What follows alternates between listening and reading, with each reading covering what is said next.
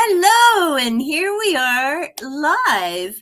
And as I mentioned above, my laptop is telling me I have no camera on my laptop and I have no cute little avatar.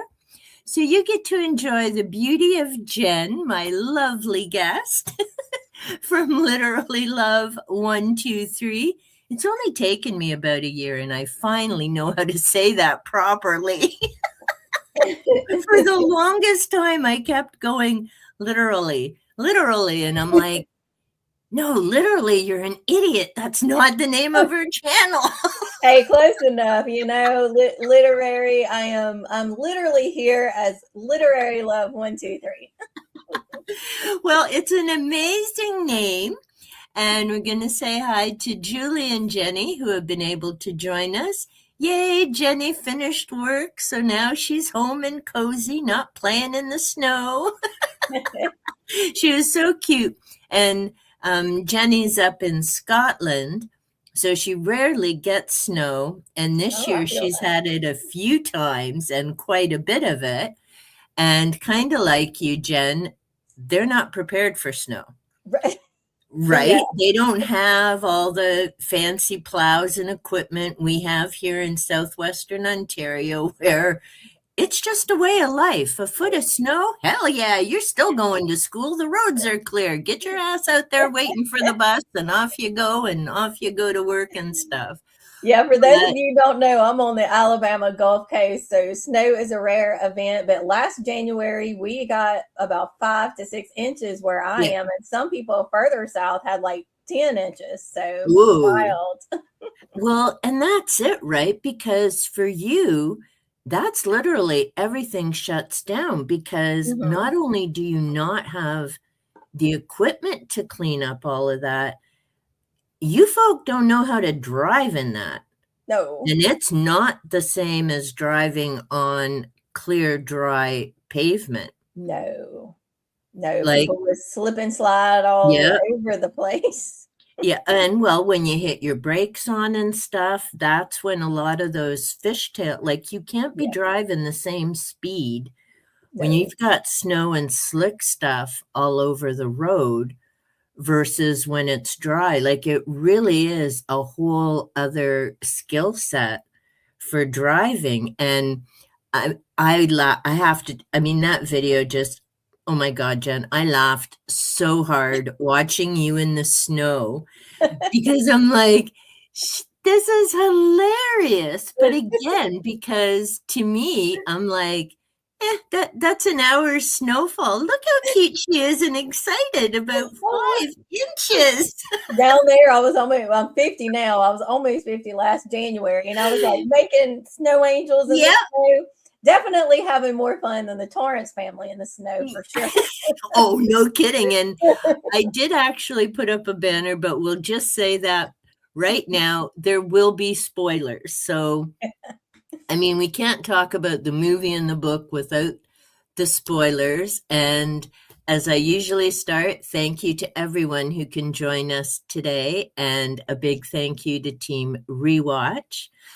Special thank you to Jen as we did watching The Shining and reading The Shining. It was a great revisit. I'd been waiting to read it again for a while. It was one of my earliest Stephen King novels because having just literally a couple days ago turned 62, I started, thank you.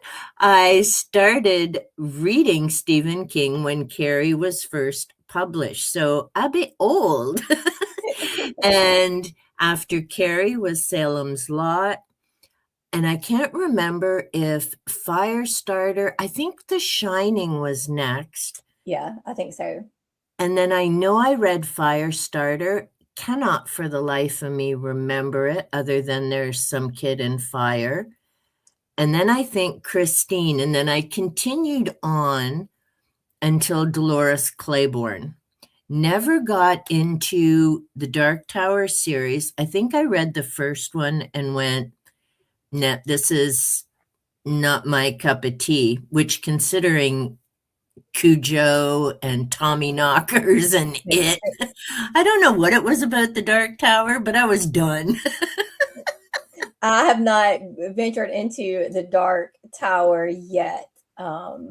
But I still, even though I've been reading King since I was 14, I wrote Mm, my master's thesis on 4 of his women characters.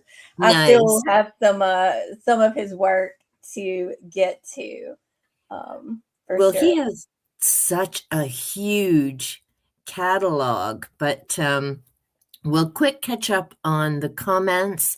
Then we're going to chat a bit about your channel, Jen, and then we'll get into The Shining. So, Jenny, yay, home sweet home, getting warmed up.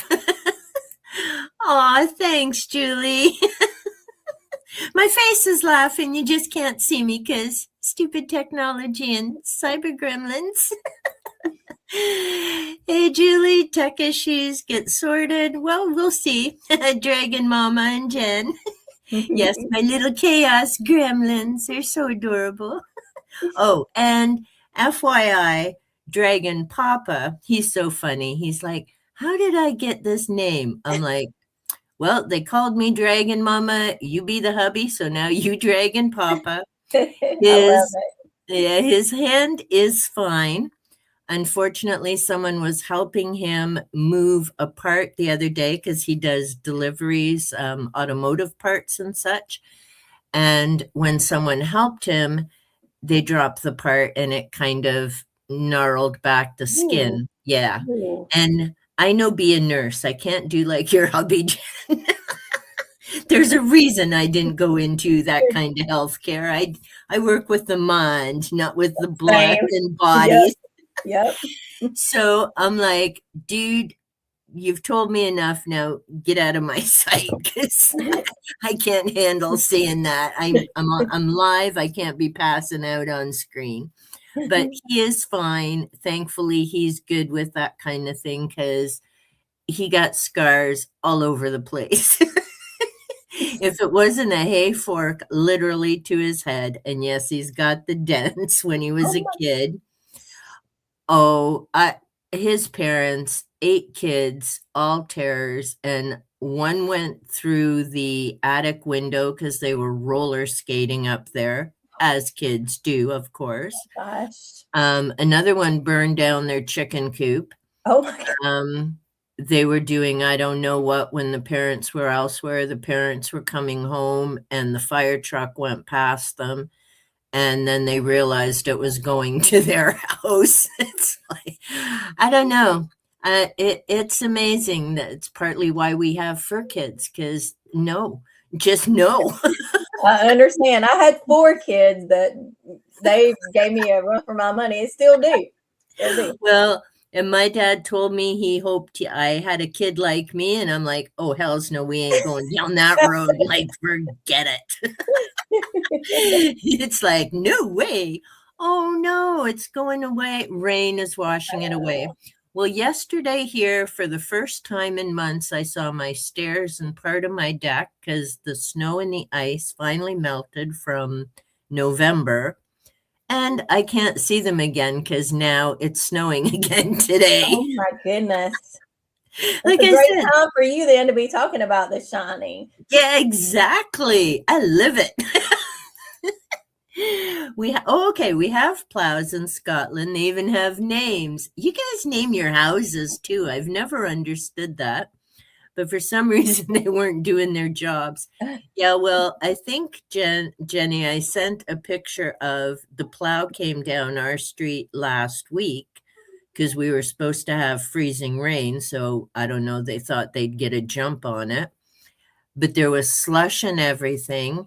And I don't know if the guy had a doobie before he went to work or was smoking it while he was at work, but he didn't even get near the curb. So there was a huge mash of slush and heavy ick away from the driveway that had to be cleared because if we'd gotten the freezing rain, that would have been a worse nightmare. And he didn't clear the storm drain near the end of the street, which meant the water was going to back up everywhere. Like, dude, you get paid damn good money.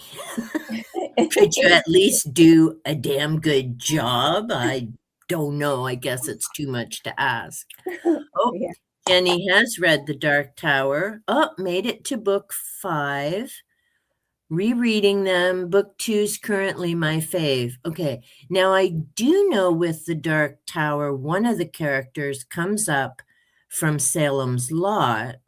The Father priest, Callahan, I think. yeah, who is, he's one of the stories left kind of unfinished. But he comes up somewhere in The Dark Tower. I think there may be 6 books now, and some of them are, again, chunky monkeys. But yeah, I may read it someday.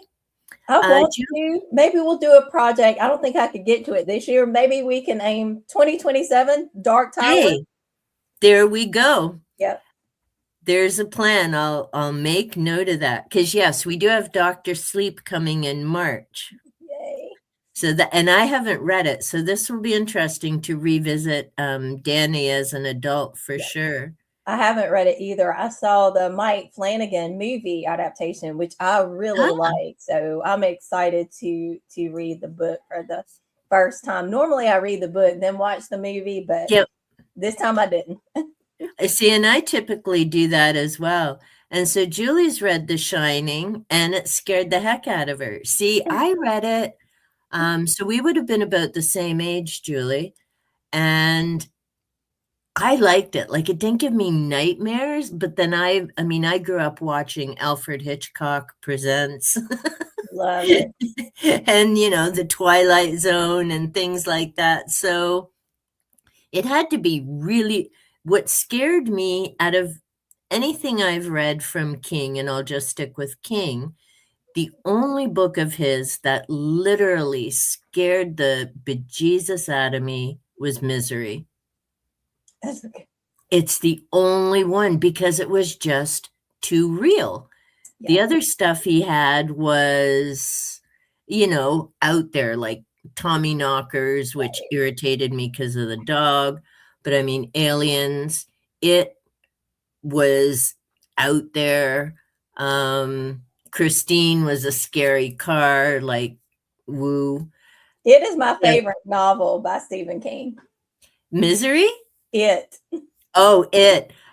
And I haven't gone back to reread that. I may at some point, and I think my library actually has it. There, when a group was doing a buddy read, I couldn't find it at my library. I don't know. The universe does funny things. So I wasn't meant to reread it then. I may get around to it, but I have so many Chunky Monkeys still outstanding from last year and new ones now. So, yeah.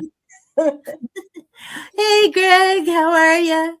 Another Capricorn just had a birthday. Happy birthday. Who hasn't burned down a chicken coop? Well, me for one.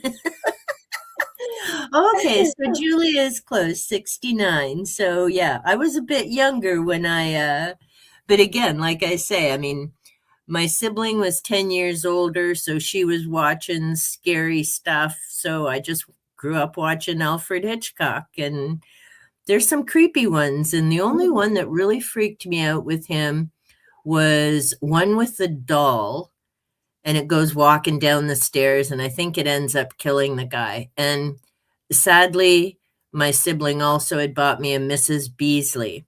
So if you remember Family Affair and Buffy, she had her little doll.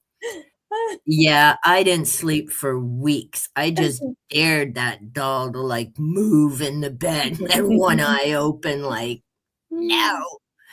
But the other ones didn't faze me. So yes, that Mrs. Beasley doll and Misery are the only things that have really given me nightmares. Oh, and his book Revival. But I don't buy his afterlife theory, so I was okay. But it's still creepy. The end of Revival, like, this might be a minor spoiler if you haven't read it.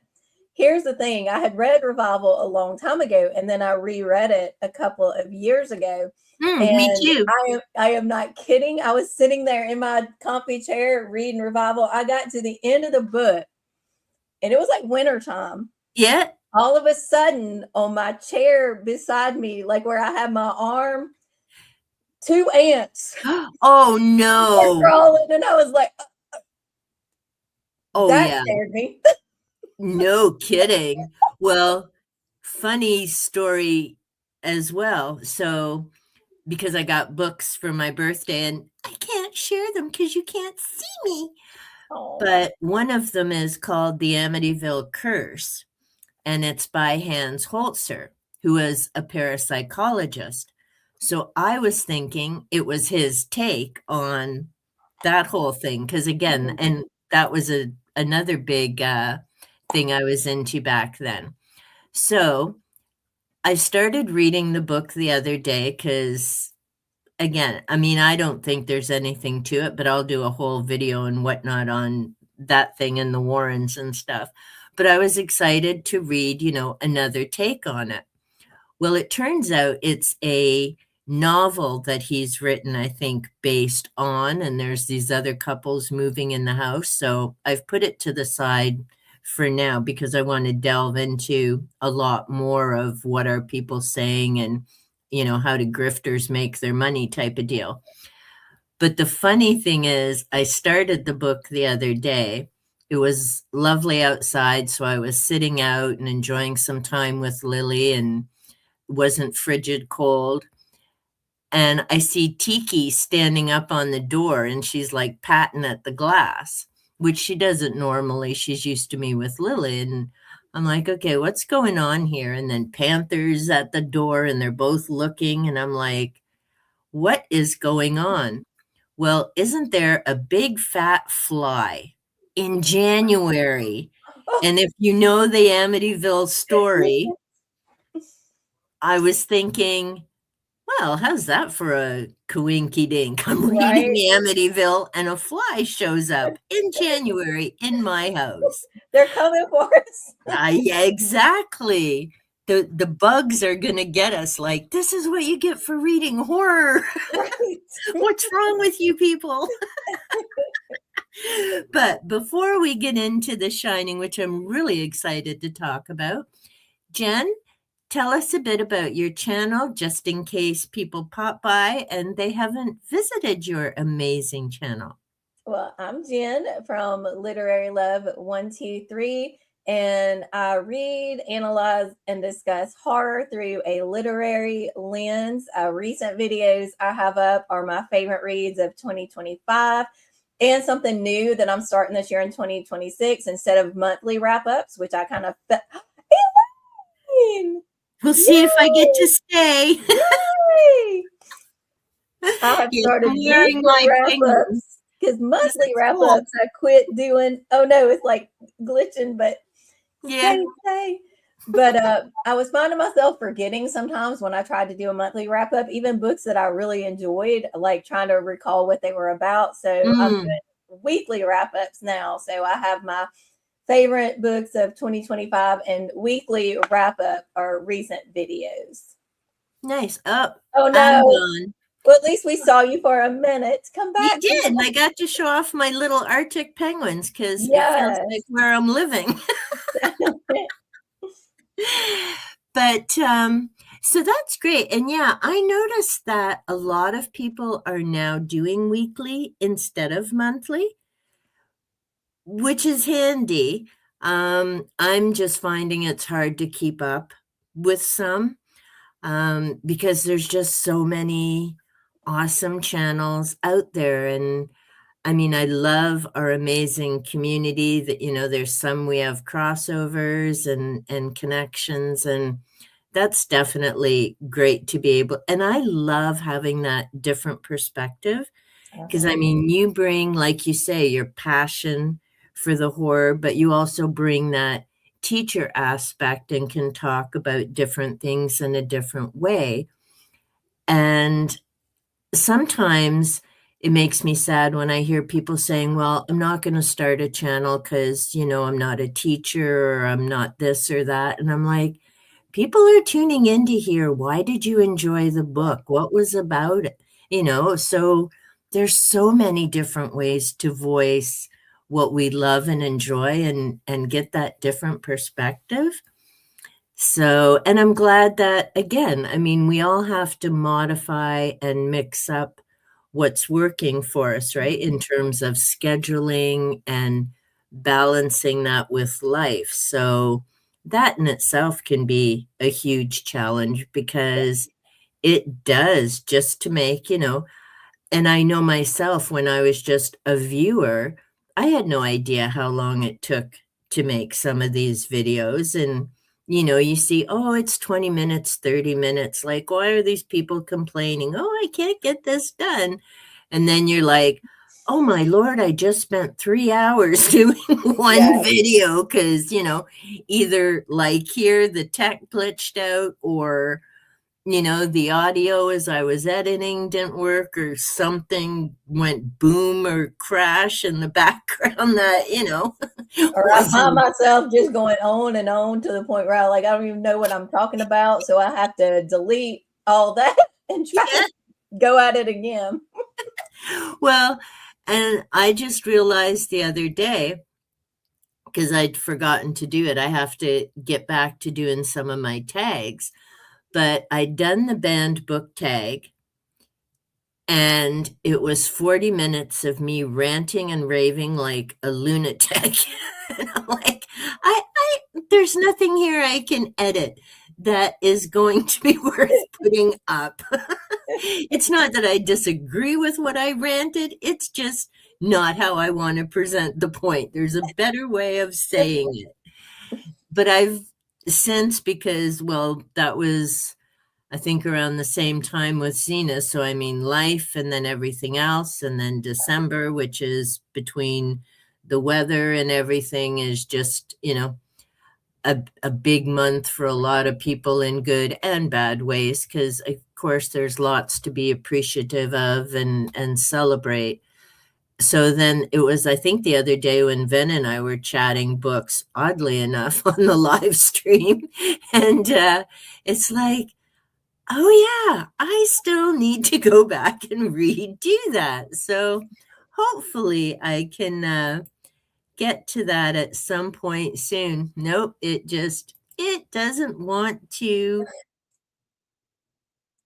see. Will Okay, I it? was big for a minute. It's like, no, don't do it. No. That. No, I'm big. No, I'm small. Yeah, and I don't understand how it can say that it's, here I am, not connected when it's in the machine that I'm running the live stream from. I swear, it's, oh, see, I'm going to glitch again. Oh. But, hey, so before I completely glitch away, oh, too late. I guess I can't show it today. Oh, well, we'll just do it this way. Okay, The Shining. Now, first of all, which movie did you watch? I watched the Stanley Kubrick movie for I really don't know how many times. I tend to watch that movie twice a year, and I have since I was a teenager. And I watched it again this morning just as a refresher, even though I could annoy my husband, and I didn't do it the whole time, but like word for word sometimes. But I quit. And then I did watch the mini series, which I had not watched since it first came out. The one that Stephen King wrote the screenplay for, that has Steven Weber playing Jack. So I did watch the miniseries, and I appreciate the way that it follows the novel pretty much beat for beat. Oh, wow. But it's not as, because it was a TV miniseries, it's not as glossy as Kubrick's movie. And I do, I'm one of those who love both the novel and Stanley Kubrick's movie. Me for too. different reasons. Yeah. But if if you've never seen the miniseries and you want to see something that follows the novel more closely, then do check out the miniseries. Yeah, I haven't seen it. I do like Steven Weber as an actor. He was on Wings. Yep. He played the goofy guy, but he's been in so many things, and yeah, a good actor. But I haven't. Now, was that on Prime or Netflix? I watched it through Prime, but I think I had to pay something for it, so it's not Uh, just on the premium. yeah. It wasn't much like to rent it, but I was like, well, I'm curious because I haven't seen it Mm. since I was a kid, and a lot of people crap on it, which there are some parts. And I will say just quickly, the hedge maze that Uh, Kubrick puts in the movie works a lot better on film than hedge animals from the novel. I yeah, love the yeah. hedge animals in the novel, but putting that on screen was not as effective. Yeah, his labyrinth type hedge was definitely because, and I did notice that because I've only seen the movie with Jack Nicholson, and dude plays crazy oh so Yeah. well. Yes. Joker and Batman, and I've never seen One Flew Over the Cuckoo's Nest, but I mean, It's he does a it's great good. job of being dark and bizarre. And I actually rented the movie from the library, which thankfully had it. And that's the nice thing with the library, I will say, is you can rent movies and TV series as well Mhm. as books, or not rent, but borrow. Yep. So I couldn't find the original to buy. I don't think they had the newer version, which I didn't want to watch because to me, again, that was the Shining that I knew was Jack Nicholson and Shelley. Yeah. So that's what I wanted to watch. And then rereading the novel, I mean, they both are so different in terms of how they handle Jack's spiral. So I guess to start, we'll just say there's a lot of actually, I find with many of the books I'm reading now, and maybe it's just my headspace, there's so many different levels to it. So in the book, we get a lot more detail with Danny and what's going on in terms of what he's seeing and that build up to what's going to happen when they get to the hotel. We have his mother, who we obviously in the movie you can't get as much backstory because it's just, you have to cover so much. Hey Noah, welcome. Um, so we don't get as much of her backstory, and I just find her ugh, in the book and the movie, partly because the screaming and loud noises grate on my nerves, and she just doesn't shut up. I'm a And then windy apologist, so we might have to duke this one out. and then there's the father, of course, Jack, who, again, more backstory in the novel because of what's happened at school and his temper and how the alcohol ties into. We see it in the movie, but we get more of how that came to be in the background of the novel. Um, so, well, Let's start with the Chickapoo Screamer. So, I mean, what really irritates me with her, I think, is her lack of confidence and over reliance on Jack. And I get it has something to do with her mother and all of that. But to me, it just, between the screaming, and I know why it was set up that way in the movie, and I've seen interviews with Shelley, and there was a lot of talk about Kubrick and all the rest of it. He was abusive to her in the Yeah. filming. Yeah. Um, and I mean, then she also talks, and probably because, being the professional, oh, he made me a better actress, yada, Right. yada.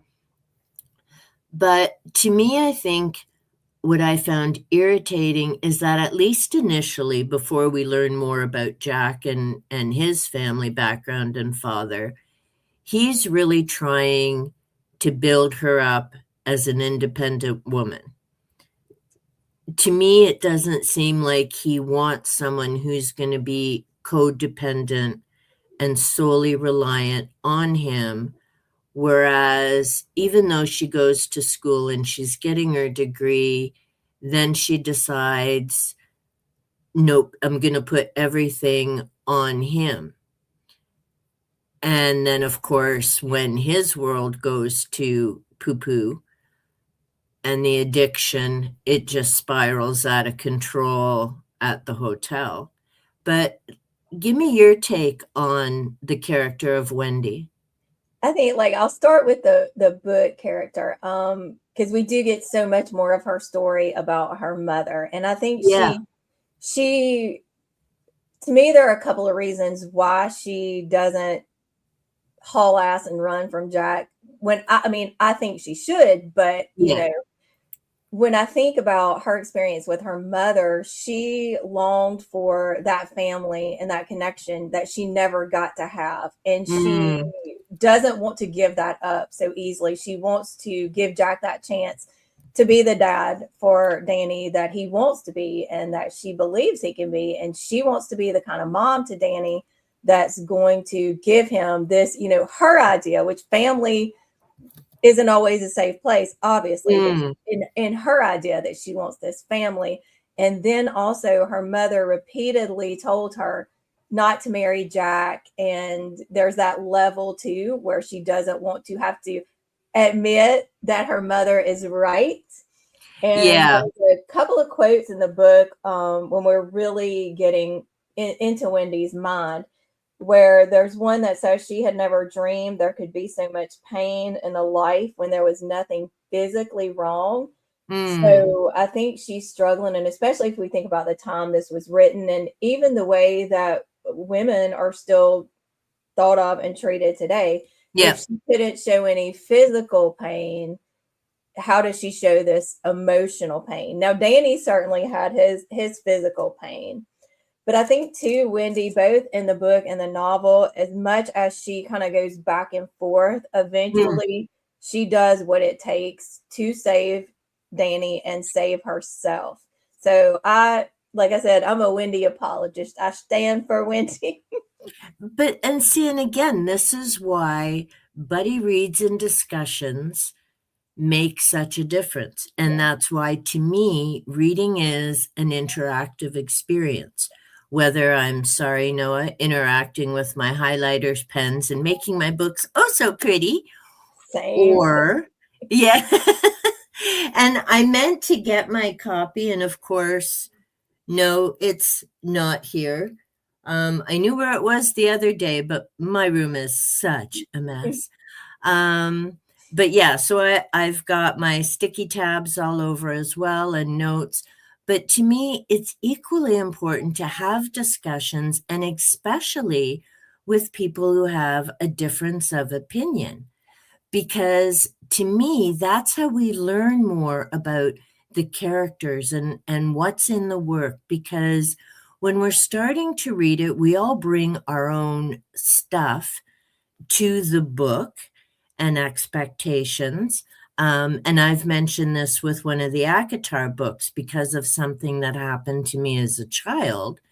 And it's not something I think of all the time. It was like 55 years ago, but I was reading the book and it just hit me. And other people are always going on and slamming this character for the way they respond to things. And I'm like, you know what? You haven't lived through that shit, so shut up. Like, unless you've been there, you don't get where this character be coming from. And again, 5 of us could have gone through the exact same experience at the exact same point in our lives and move forward completely differently. Yeah, sorry, Noah, you gotta see me and we'll see what happens. I'm not gonna say anything out loud, the gremlins will hear me. But again, that's why these discussions about characters and setting and what's the message of the story and where is it going and what do you take away from it? Because every book you read changes you, for better or for worse. But after that experience of reading it, you're not the same person you were before you read that material. And I think the growth also comes from having amazing conversations like this. Yeah, that was beautifully said. Thank Yes. you. See? And good thing the audio didn't screw up because I couldn't say that a second time. But because you're absolutely right with Wendy near the end and her motivation as well, right? And I'm just going to try turn my there we go. Now you can really see me. Yay. But I mean, in terms of Wendy, and I think it's awesome that she focused on family and wanted to be there for Danny versus, okay, I had a kid and now I'm going back to work. Like that dingle behind the press thing at the White House right now, squirted it out 3 days later, back to work she goes. No, being a mother, and I'm not, I've been called a mother. I don't think people meant I had kids, but I have fur kids. And but to me, and especially being in the schools and that, to me, being a mother is being there for your kids, teaching them those morals and values and ethics, and not racing right back to work, or be there as your kids are growing up, and then maybe once they're older go back to work, or finding that balance. It's not something other people shouldn't be raising your kids, is kind of the bottom line. And so with Wendy, hearing you describe her now, see, to me, it's the screaming. And then I just shut her off. I just, no, I can't handle that. I just can't handle all that screaming. Now, it isn't in the book, Right. but the way she does some of the things that she's thinking, I'm like, chick, grow a spine. But see, you also hit on an important part, the time period it was written. Yeah. Right? This isn't a story from 2025. Not to say that there aren't some authors who wouldn't write it that way today, but this was written back in the 1970s, where independent women who were just, going to school. I mean, my professors, actually, I remember one of mine, because I went to college first and then later went on to do my degree. And I laughed when I went back to visit one of my profs at college and I was married. And he's like, "You got married?" Because I was going to work. I wasn't needing me no man. There was no picket fence or any of that jazz in my long-term plan. Now, says the 62-year-old who's been married for 38 years, only once. I am so out of my times. But he's like, "You got married?" I'm like, "Nah, didn't have a job at the time. Needed someone to pay the bills." And he's like, "Sad, but I can see that." I'm like, "No, not really." But again, like the time period, right? The thing was, and there's a lot of young women I knew, even sadly, when I was working in high schools just a decade and a bit ago. Sounds crazy that it's been that long. But their goal was find a man, have kids, life's complete. Yeah. Right? And I think that's the other thing that gets me with Wendy is, Chicky, what are you doing? But you also made the excellent point about the family and her family and what she's ultimately striving for, which is excellent, right? And that's why I say with parenting, it's a huge responsibility for both. And again, I mean, this is a heterosexual couple, but it doesn't matter the combination of the couple. It's still to the adults in the room, shall we say, to raise that child and, pay attention. And then, of course, we have that issue where he loses it with Danny and his arm. And I mean, that's a difficult section to read.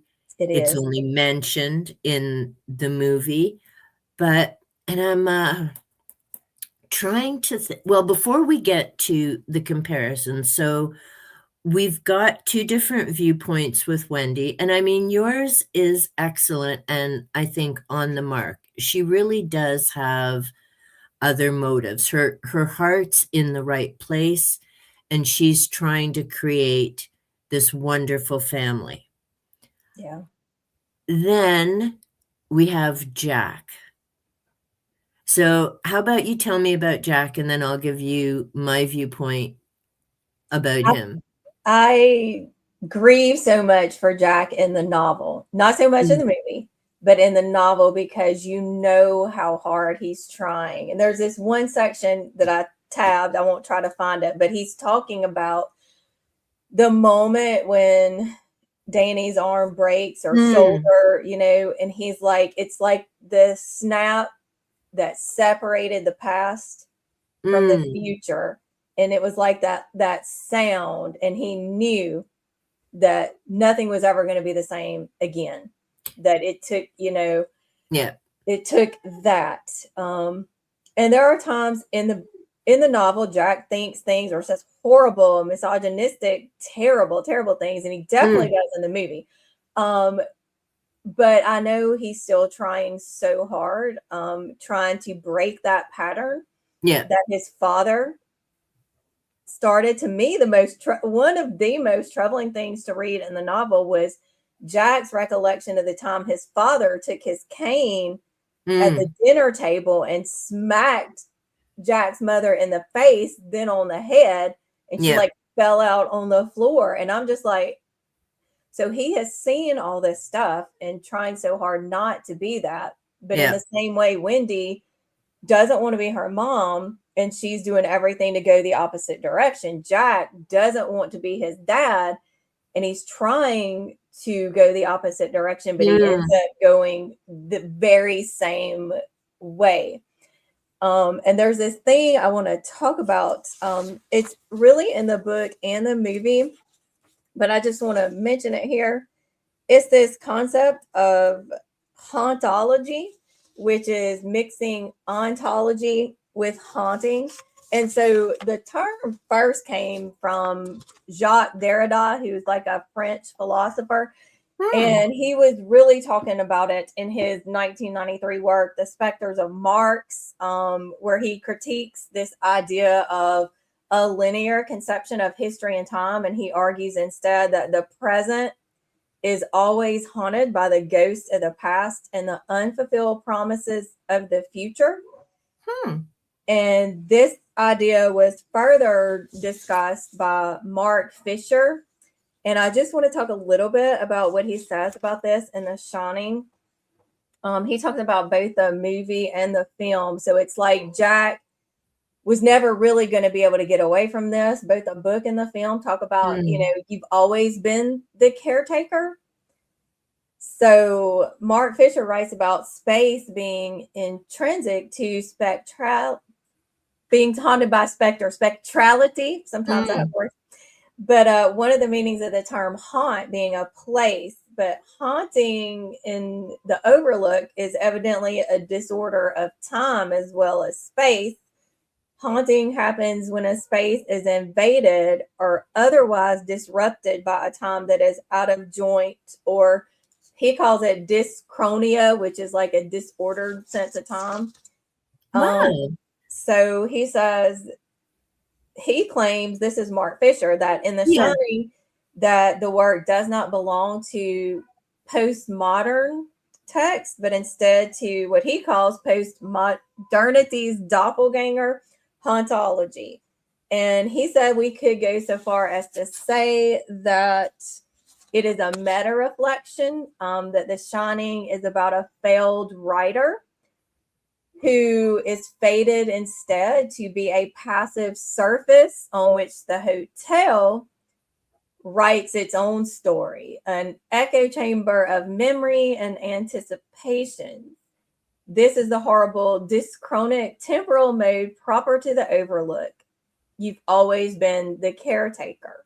So I just think that's so interesting that you have this, you know, idea. And there's even a part in the novel where it says the overlook, it's like one overlook is fitting onto the other at Other. the same time, waiting on Jack's story. And Hmm. I just, I'm so moved by that, this idea of hauntology, that it is a space that's haunted by the past, but also haunted by the future. Yeah, that is interesting because, I mean, with the character, of course, he finds in the novel the writings downstairs, and then there's those connections, and it doesn't come up in the movie because, again, it had to time and differences. But in the book, there's a lot about the previous owners and what was going on there. Whereas, yeah, in the movie, of course, we see that image. And I did tell people there were spoilers. So sorry if you tuned in and didn't realize there'd be spoilers. Um, but yeah, in the movie, of course, we see Jack in that very old picture from the party. And oh, Noah, you knew I would dare. And yes, you are my kids because I've been deemed the mom because all these little puppies.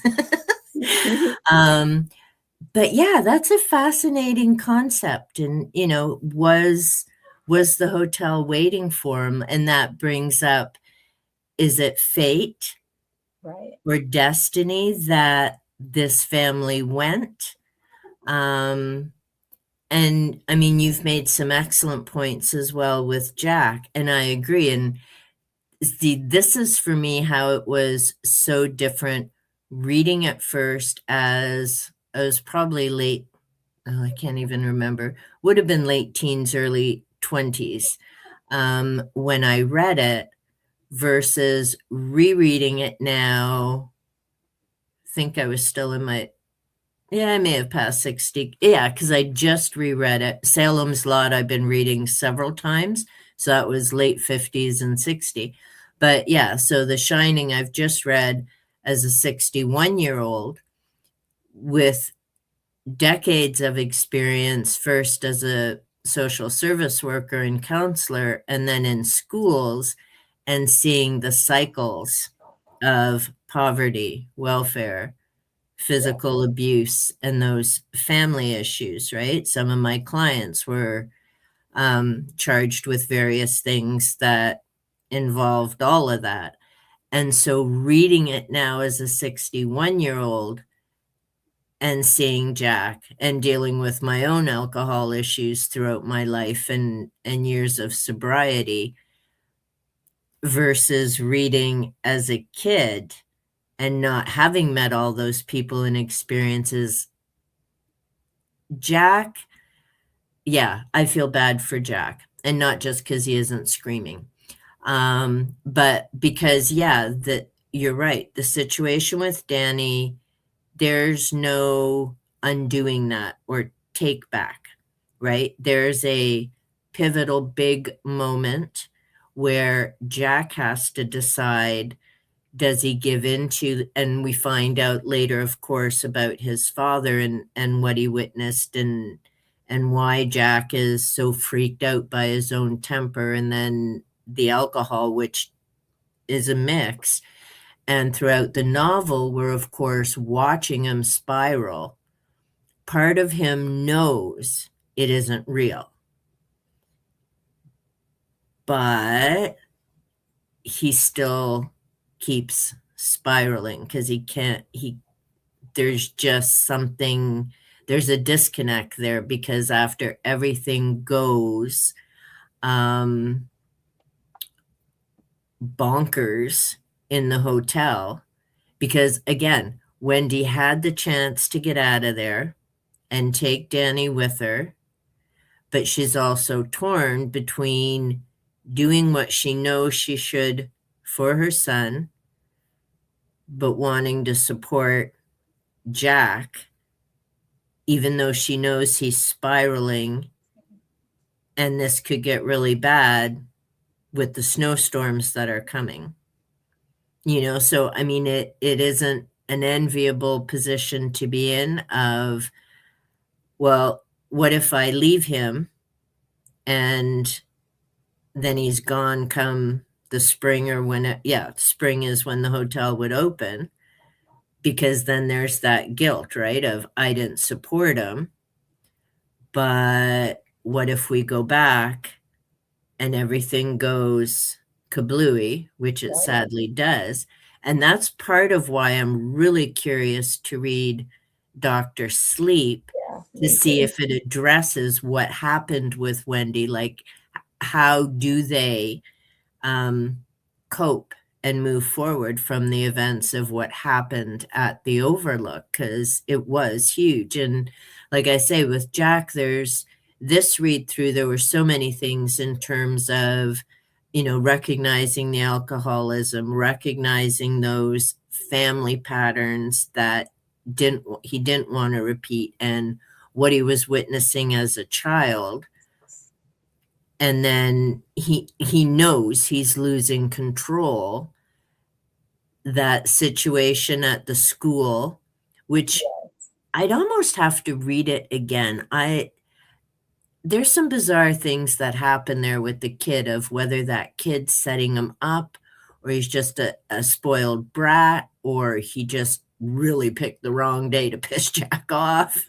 And, things just keep spiraling out Yeah. of control.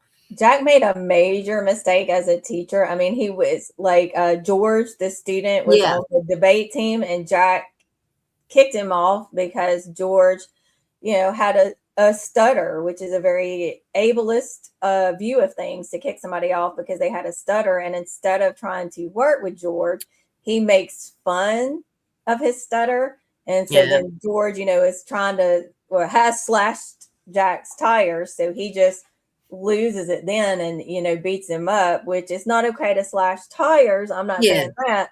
But Jack was in the wrong, and he realizes that later. He knows he was in the wrong for making fun of that student, because Yeah. he thinks, I had an opportunity to help him, but I made fun of him, probably because he was, he had money because it was a Yeah. prep school. So Jack's also got that issue, even with Al, who helps him get the job, with the money and all that, because Jack's bitter, which, I can understand sometimes too, the bitter feelings when some people have this whole bunch of money Yeah. and I don't, but you got to keep certain things in check. Exactly. And I mean, that's an excellent point too, is that here he was in the role of a teacher, and there were choices to be made, and that could have been handled so much differently. Right? As in, here, hey, Luna, nighty night, sweetie. Yeah, she's in Norway, so it's a Oh very wow. different time period.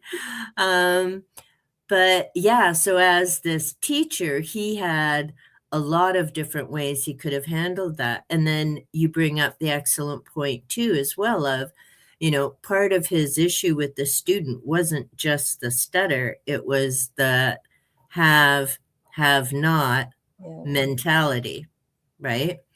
And I mean, you're right. So this kid freaking out, slashing the tires, definitely not good. Beating the crap out of him, definitely much worse. Yeah. And again, especially as, hey, Kat. Oh, hey, sorry, Kat. I hadn't noticed you pop in. Hey, honey. So yeah, there's that huge factor as well, of because Jack's had to work and work hard for everything he's gotten to. I mean, he certainly didn't have his family to support him. Mom was just basically literally trying to survive one day Yes. to the next. Father was just horrific. And I can't even remember, but I don't think the brothers were very supportive or much better than the dad for that matter. So then here's this rich kid, Yeah. and it just, now I am curious though. Poor Julie saying, Jen mentions Derrida. Derrida. Julie has traumatic. Okay, I don't know who that is. So It's I stick with the hauntology, but he did a lot with like deconstructive literary theory, which did give me nightmares in grad school. But I like his idea of hauntology in terms of literature, and that's where I like it. I don't like it anywhere else. I can't deal with too much Derrida either. It's like. See, now this is someone I'm going to have to look into, but I'm on so many spirals this year that I'm going to have to actually remind me at the end of the stream to put that name down, because I have okay. Nietzsche sitting there waiting. I've had a 3-book collection. I got it for, I think it was under $10 at Indigo, and it's 3 of his books.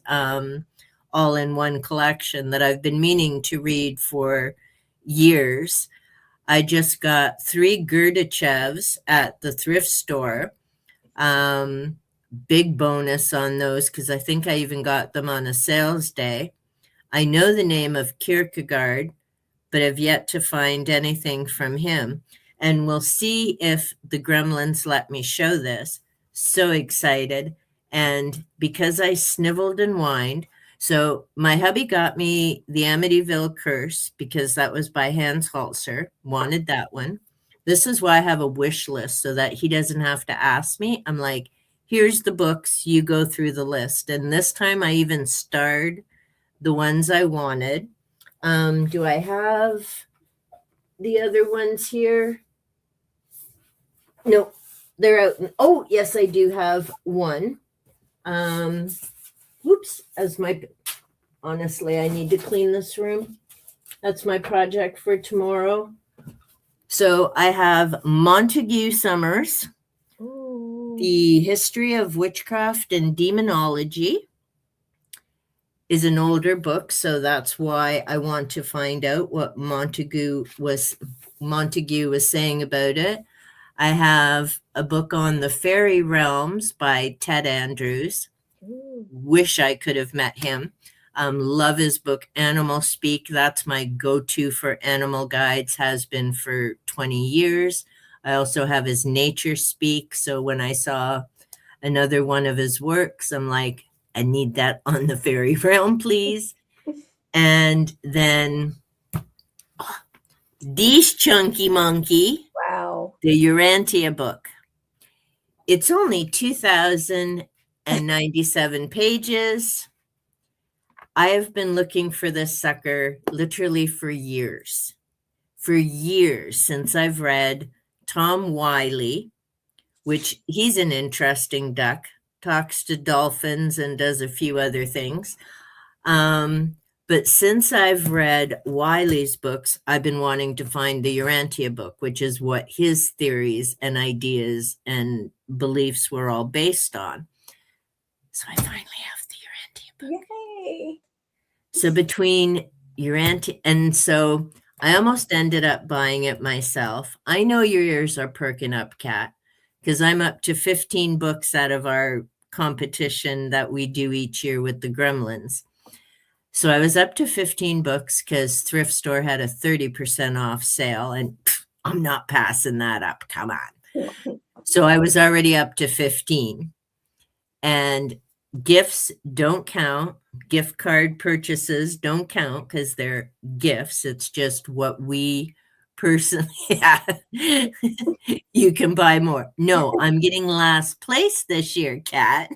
That's why I said your little ears perking up. And she's even keeping tallies on us this year because Finn and I keep kind of forgetting when we shop. Whoops. But so I almost got the Urantia book because Bob didn't get it. I'm like, dude, it was at the top of the list with the biggest star. And he's like, but you still have money on the gift card. And I'm like, but it will take me to 16 books in the competition. So he bought it for me. Lovely, lovely hubby that he is. So it doesn't count, Kat. So yes, this Kat and I keep fighting for last place. I keep losing because Thrift Store, 30%, 50% sales. And I mean, either way, I got Helena Blavatsky is about this big. I think hers is close to 12 or 1300 pages. $5. Wow. See, you can't pass that up. Now I was I saying, can't. And I'm at with the you. thrift store, come on. I mean, you never, other than that time, see Helena there. Yes, I was manipulating the hubby to get last place. And I'm proud of it because it worked. But I mean, there's some things you just can't. But yeah, so now I've been able to show the Urantia book. And if you've ever been at a live stream with William's Library, that's the book he's always talking about, the biggest book that he's read.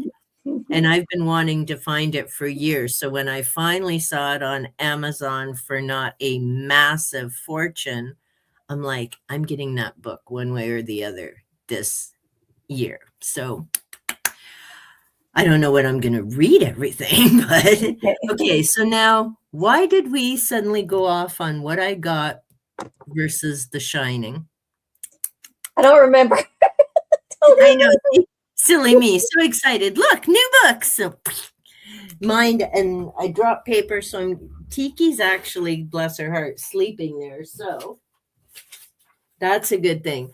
But so let's go back to now, Danny. We haven't talked about. We've talked about Wendy and we've talked about Jack. Oh, yeah. And so we were talking about cycles and time periods and all of that. So then we have little Danny who's got something going on with him. And we don't quite know where this skill has come from because it isn't mentioned, that I recall anyway, in either of their family backgrounds. No, there are points where Wendy kind of gets an inkling about something. And then Jack, I think a lot of the stuff that he's seeing in the cycles of the hotel, there's a couple of mentions like maybe they have a little bit of it. One of the things about Danny that I had forgotten until I reread the novel, because it had been so long since I read it before, is who Tony is. It's future Danny Daniel Anthony Torrance. I had forgotten that because that's not a part of Kubrick's movie, which I had rewatched so many times every year. So I completely missed that. Yeah, because like I said, I missed it the first few times I read discussions. This is why we need discussions. Yeah, reread. I was like, what the? You know what? I was like, are you kidding? How could I forget this? But is him later, which again is this idea of hauntology. The past is still in the present, but the present is being haunted by possible or impossible futures, depending on what happens. And I was like, I forgot this. So I was shocked. Oh, wow. That changes so much now. Yeah, if I did remember it reading it, I'd forgotten until you just said it. And it's heartbreaking too, because Danny knows what is probably going to happen. I mean, it starts pretty much from the beginning of the novel, the red rum, which comes eventually in the movie. But it's like he knows so much, and he doesn't want to make too big of a deal, even though Tony's like, don't go there, don't go there, don't go there. He's like, but I have to because my dad, you know, if we don't go, my dad can't make money and this is going to happen and I can't make problems because there are already problems. And I just, I love Danny, little Danny. Yeah. Well, because again, and much like Wendy, rock, hard place. And especially for Danny, because he's seeing what's potentially going to happen, even if he can't entirely put everything into words, although he's smart as a whip, this little one, and not just because he can see things or Tony's telling him things, but he understands different dynamics. He's well aware that going could cause a lot of problems, but that not going also is going to create issues and maybe worse issues. Like he adores and loves both his parents. He's loyal to both of them, although Wendy is that little titch jealous of the connection Yeah. between Danny and Jack. Not over, I mean, she doesn't make a massive over the top deal of it, but it certainly comes out of, well, she kind of reminds me, although he may still be napping, but he might hear me. So Bob does this with the cats in good fun, mind you. But when Shadow and Panther came in, our two little boys, Shadow was definitely a daddy's boy, like always in daddy's lap, clinging with daddy. As soon as daddy came home, Shadow was at the door, carry me everywhere, daddy, daddy, daddy. Mhm. Panther was my little boy. And then we lost Shadow in 2021. Now, Bob carries on anyway and goes, he doesn't play with me. He doesn't snuggle. I'm like, dude, get over yourself. Like, they love us in their own way. Right. And I think maybe that was also a little bit that grated on me with Wendy is, why are you jealous of a boy and his father? But you're also mentioning her relationship in her family. So Yeah. basically, she wanted a child to love her, Right. And she not has to that the fear. exclusion of Right. Jack, Yeah. but I should be your world. Right. That fear that Danny may grow up and feel something the same about her that she feels with her mom. And I know that's one big difference in the novel and the movie too. In the movie, we don't really get the impression that Jack and Danny are especially close. He seems Yep. much closer to Wendy in the movie, but it's just different because in the novel, like you said, it's really brought out so many times that he Yeah. loves his mom, yes, but there's something about his dad that he is a daddy's boy. Yep. For sure. And I mean, like I say, with your discussion about Wendy and her family, it certainly explains why she would feel not threatened, but insecure Yeah, about that relationship. And then, of course, when she's trying to decide as winter's coming, we have that incident in the room at the hotel, and they want to get Danny checked. Oh, the Hornets, and they're not in the movie, but they're certainly in the novel. yes, And, Jack was very careful and thought it was fine, and it isn't. Um, and then, of course, they go into town because they can still get there, get them checked. And that's when these big questions are coming up about, is it safe to take Danny back there?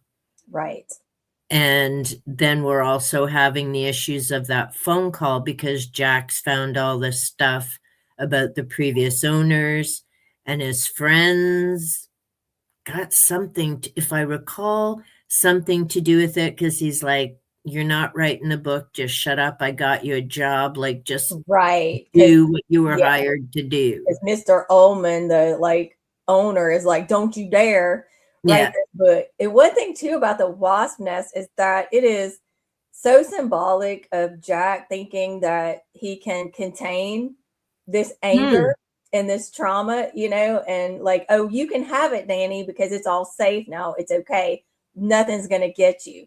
But and obviously it does, and that's kind of like on the nose a bit, but I still Yeah. like that symbolism that King puts in there because I love Stephen King, but sometimes he can be a little bit on the nose. And that's pretty on the nose, but I love it because it's just, it's clear to see what the wasp nest is really about. And one thing Well, too that's different than Mr. Ullman, just briefly in the novel and the movie. In the novel, Mr. Ullman hates Jack from the get-go. He's like, I yeah. didn't want you for this job. You're an alcoholic. But in the movie, he's like, yeah, Denver recommended you. And for once, I agree with them. And I was like, Yeah. what? Two different Ullmans. Well, and that's it. And I think, and I'm trying to think if I may have seen one of the Stephen King interviews because I did kind of follow up a bit to, is it Shelley Duvall? Is that the, yeah, that's the actress's name, right? Shelley Mhm. Duvall. Because I don't know her from anything else other than this movie. And so I was trying to watch different things from her and what was this big deal King had with the Kubrick movie. And the stories really do, from the novel and the book, flow very differently. Yeah. I mean, they deal with the family, they deal with, the different things in the hotel, but they approach and focus on it very differently. And I mean, partly with the novel, because again, you have that luxury of, we get Wendy's backstory, we get Jack's backstory. So it explains a bit more about why they've made some of the choices they did in the novel versus in the movie. If you haven't read the novel, you're kind of like, what's entirely going on here? Because you're right, in the movie, Danny is definitely a mama's boy. Yeah. But in the novel, he's absolutely daddy's boy. Like, he's watching for daddy and hoping he gets this job, but also knowing that going to this hotel is not going to go well for the family. So that, catch 22, we need money, but do we need it this bad? Exactly, right, at what cost, and I know one of the reasons, Stephen King was so upset with Stanley Kubrick's adaptation is because the character of Jack in the novel was very much King working out his own addiction because he Yeah. was still an active addict at the time, and if I'm not mistaken, I think he talks about there was a time where one of his kids, and I guess it must have been Joe, came in there and like messed up all of his papers. And Uh, so he said he could have in that moment, because he was drunk, yeah. acted the same way Jack did. He did not. He did Yeah. not snatch his kid up like that. But I think so. If you look at Jack in the novel, where you can Mm. have this compassion, but King obviously didn't let himself off the hook completely because I mean, Jack in the novel is definitely not, letting anybody off the hook. Yeah. Uh, but I think if you look at that and then you think about King's personal response, whereas Jack Nicholson, he does a fantastic job of Jack and Stanley Kubrick's vision, but that Yeah. is not Jack and Stephen King's vision. Because there's only one scene in the entire movie of The Shining where I felt some sympathy for the character of Jack, and that's when he's screaming and hollering that he had the nightmare Mm. about killing his family and chopping them up. And Yeah. Wendy goes down there and he's like, that's the worst thing ever. And he's like on the floor, whatever. And he's like, it's good, I can't. And she's like, let's get you up off the floor. That's the one time I felt Mm. some sympathy for him in the movie. Whereas in the novel, there were multiple times I teared up and I was like, Jack, why can't you just fight this? Fight this. Yeah. You can, you want to. You know what's right. And I mean, that's an excellent point. And I think that was one that I heard in some of the different videos or commentaries that I'd seen is, yeah, in the novel, it really does show an alcoholic struggling to stay sober and hang on to that sobriety and wanting to take care of his family and coming to terms with some self-responsibility and ownership for those choices. Whereas you're right, in the movie, it's presented very differently, and he just quickly spirals and he's in the bar hanging out with his ghosty or whatever they are friends. And yeah, because the part, and again, because it wasn't part of the movie, in the novel, because of the previous owners, when they're going on tour and the whole family tours together, not separate, Danny sees the murder that had happened years prior in that one room, and that never comes up in the movie at all because they don't go in that room. And again, time factors, right? This is why, I mean, to be a screenwriter, when we're talking about skill sets like driving in the snow or not, to write a novel versus screenwriting Yep. would be very different skill sets because at Mhm. least with a novel, I mean, granted, they don't all have to be chunky monkeys, like shut her down at some point. But with a screen, like doing a screenplay, you don't have that luxury. Like you're trying to very quickly get the story, get people interested in your characters, and want to watch from beginning to end, invested in what that story is. Whereas with a novel, you kind of have time to build up characters and develop that setting and all of that stuff at a much slower pace. I mean, some slow it to death and it's like we're into page 200 now. When is this book starting? But again, like such different skill sets. And like you, I enjoy both the novel and the movie, but they're very for very different reasons. Like they're very different ways of looking at this family and the choices. I like the cook. Um, Yes. I can't think of his name right now. Dick And Halloran. yeah. Dick. And again, and that's I forgot where did the name The Shining come from. And then it's like, oh yeah, that's what he calls being able to see things. And he's an amazing character. And I'm trying to think. I know how it ends in the movie. For some reason, I think, sorry, spoilers, people, Big but I'm spoiler, pretty yeah. sure he's still there He in is. the novel. So again, with Yeah. Dr. Sleep, I'm curious to see what is going to happen because that very much changes the dynamic of potential of Yes. future That Danny. is one huge problem I have with Stanley Kubrick, that he killed Dick Halloran in the movie, because in Yeah. the novel, Dick is very much there, and the ending scene is like months later, and when Yeah. he and Danny are visiting Dick, and Dick, he talks to Danny, and this part I was like bawling my eyes out at the end of The Shining, because he talks about, yes, there are bad things in this world, but there are good things. And just, I'm paraphrasing because I don't want to read the whole quote to you. Yeah.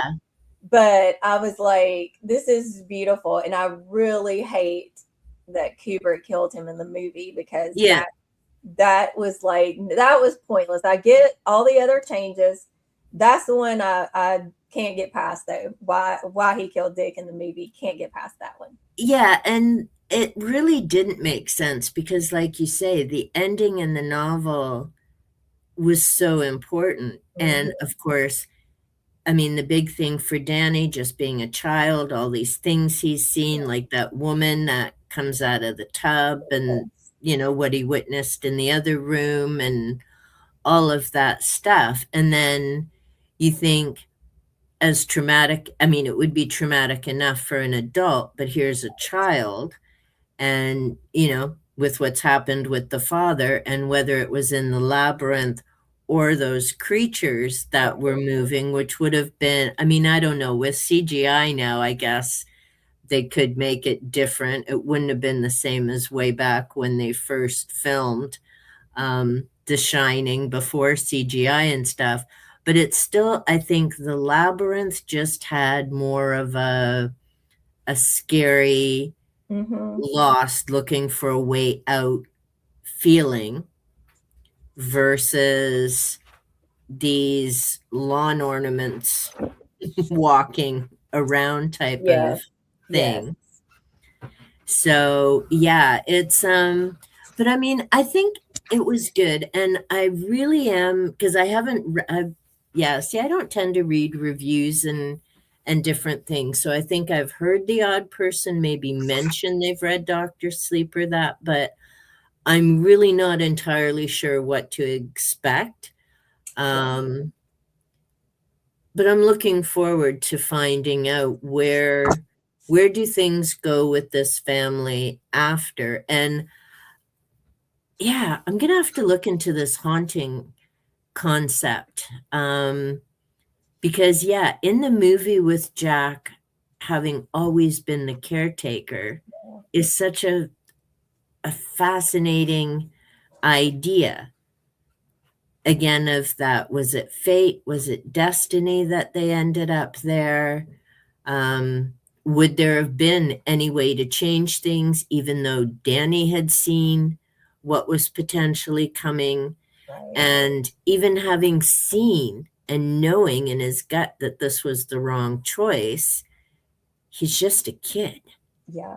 And that's like another part of the hauntology aspect is being haunted not only by the future that happens, but the impossibilities. You can get like in your own Yeah. labyrinth yourself, but the possibilities of the future that never happened. And another thing that this Mark Fisher guy, who's a lot smarter than I am, wrote about The Shining and hauntology is talking that the dyschronic, that disordered time aspect to the overlook, events stored in the psyche will yield their effects only after time has elapsed, which has implications for Danny's future as well.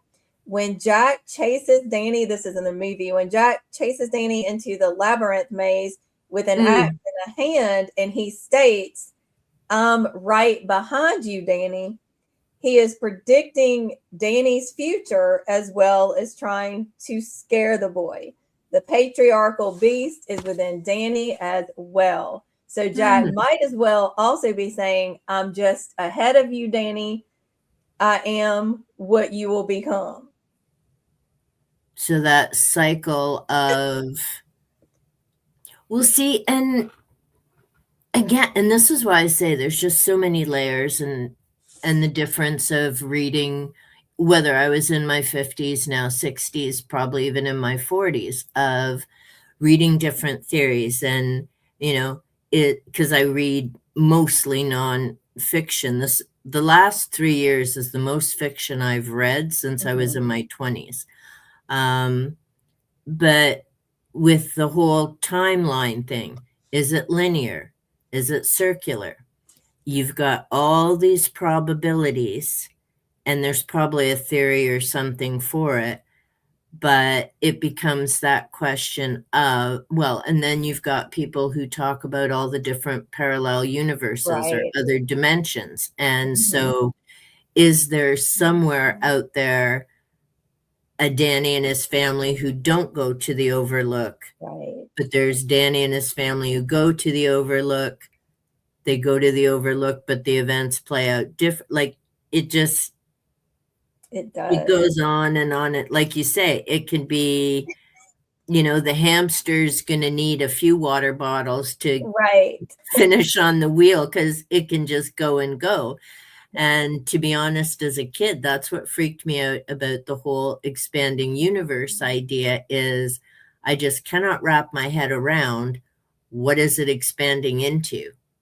I don't have Right. a problem with it expanding. Right. But what's But gonna what is it expanding Yeah. into? If this is Yeah. the universe, Right. then where is it going? Right.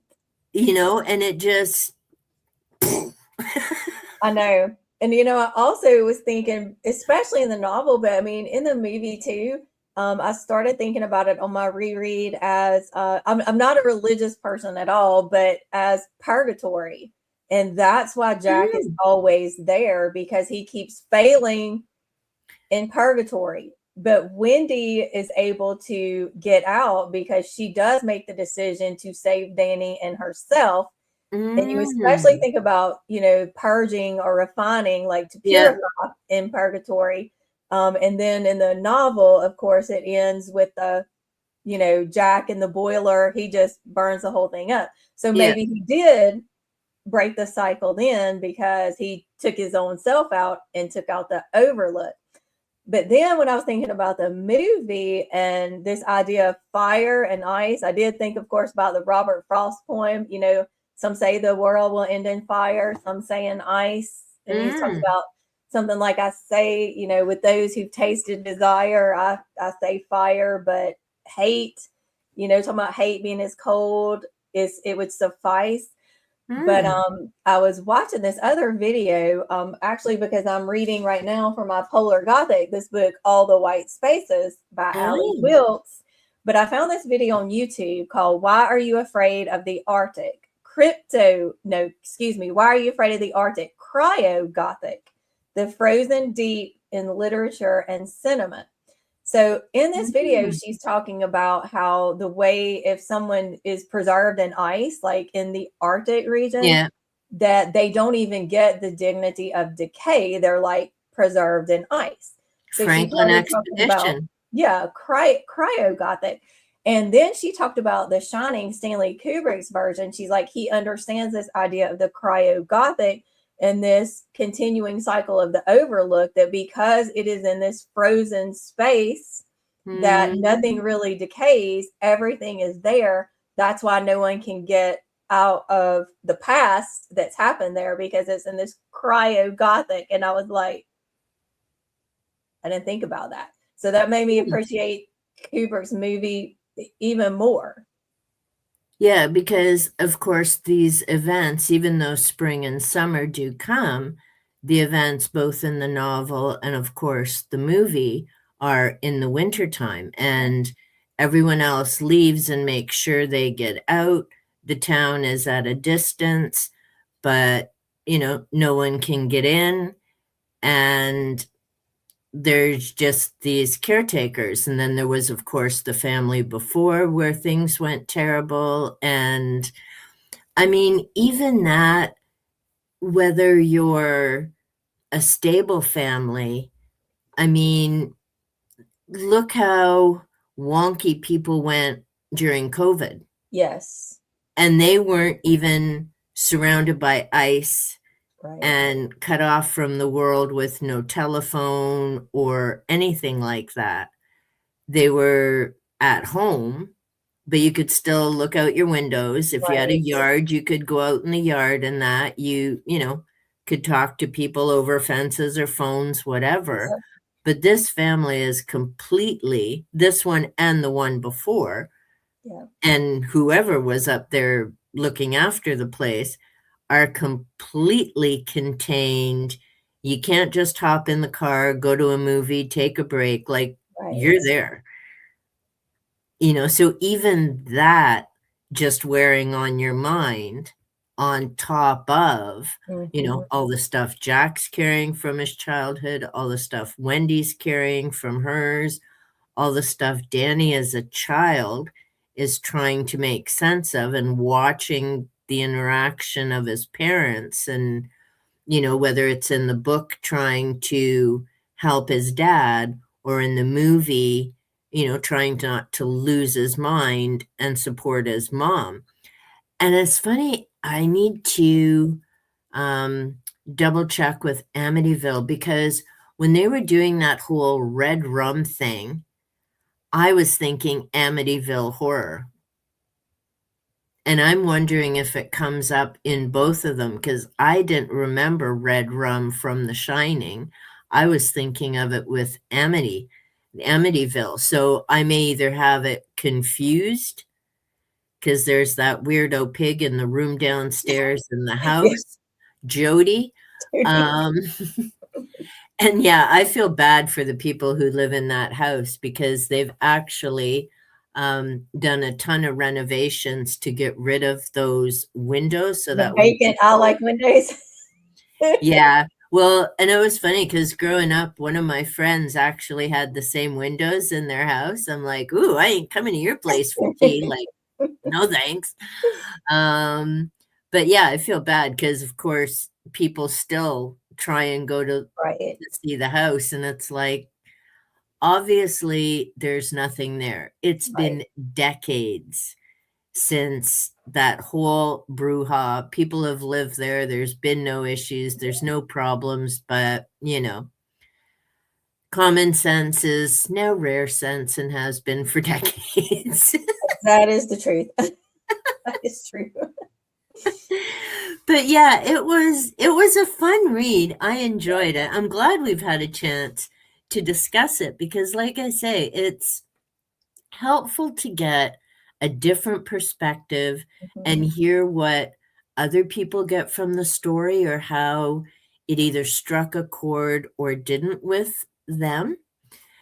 So hearing about your thoughts with Wendy, I'm also thinking, yeah, it's those things I read, but for whatever reason didn't strike me the same way. I think partly because I was more focused on what's happening with Jack and is he going to be able to break that cycle that he's stuck in, whether it's the drinking or the physical issues with his family.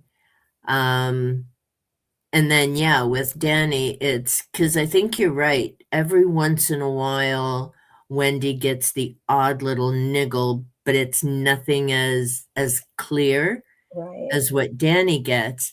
And of course, Danny doesn't tell either of them. I don't think he mentions the different things that he sees. He's got his invisible friend. Actually, when they go into town, isn't the doctor there's something that comes up when they go into town, isn't there, about his friend Tony? Yeah, he does talk about it. He talks a little bit like in the movie, they do it at the beginning with that the doctor who comes and does the house call, and he talks about Tony living in his mouth and hiding in his stomach. So he Yeah, talks about it. And then in the novel, he talks about it different times. And Wendy and Jack both kind of know because Wendy's like, "Oh, you got the job," and Jack's like, "Oh, did Danny tell you?" But he's not telling them, the the details the and murders that he has seen that took place in the hotel, and the murder he sees taking place, to yeah, them if they stay, which is why, in the novel he's got red rum. So either he's it's like he sees stuff but he doesn't know how to say it, you know yeah. so they And they know somewhat about Tony, but not to the level of what Danny is seeing. well, they think he's just like an invisible friend Yeah, because, they've moved around. Danny doesn't seem to have many other friends his own age or, kiddos to play with. So he's just kind of this invisible friend yeah, that Danny made up. But yeah, they don't know the specific details of what's going on with them. So, which one did you, if you had to pick or recommend to somebody, would it be the novel or the movie? I have to go with the novel. I have to go with the novel. Although I do recommend people to watch the movie too, but if I had to pick one, I gotta go with the novel. Yeah, I would the same. And because of the backstory, like Mhm. to me, this, if you want a good scare and you just want a scare, then I would say the movie Right. because it is more um, gotcha kind of Mhm. stuff with, the girls and all of that. But if you want a scary story, then I would say the novel because you get so much more in terms of the whole family and including the cook Yeah. because it talks about what he'd seen and what he didn't want to see again and why he didn't want to go back there, but he also knows he can't just leave them to whatever's going on, especially having gotten to know the child as he did. And that's one thing that I really preferred in the novel versus the movie is the longer talk that Yes. Danny had with him versus, that little snippet in the kitchen Right. or wherever they have. There's a lot of information he's trying to relay to Danny and hoping that he understands because it isn't just, and that's the other, it isn't just what he's seeing, it's the ability to transmit. So, Yeah. telepathy, mind to mind, which is Mhm. how he gets in touch with them. But it was great. I'm really glad that we did this. Me And too. and got to revisit it and have had a chance to chat about it because it really was great too. Like I say, Jack Nicholson did such a great job in the movie. There's so many awesome parts to it. King, of course, came up with a lot of this from staying at. It's not called the Overlook. Stanley Hotel in Thank you. Estes Park, Colorado. It's on my bucket list to stay there at some point in my life. Oh, cool. Well, you've been to several different, because I know, is it a Stephen King walk? I remember you've done a video, which I highly recommend. Check out Jen's channel for that. Bangor, for my 48th birthday in 2023. Tim, that's my husband, if you don't know, Tim and I went to Bangor, which is where Stephen King, that's where his big Victorian house is with the creepy, spider gates and stuff. And they do something called the SK tour. So I was able to get a picture in front of his house, and then they take you to the cemetery that is featured in the novel Pet Sematary, and also in the movie where King plays the pastor and, standing like this, at the funeral. I got to put my behind on the same bench that Stephen King sat on when he was writing the Thomas Hill standpipe scene in the novel It, because the bench is right there and here's the standpipe. So I did get to do that and walk past the sewer where Stephen King was taking his walk and came up with the idea of the creepy something in the sewer, which we know is Pennywise. So that was an amazing experience. Wow. I might have cried a few times. It's emotionally well.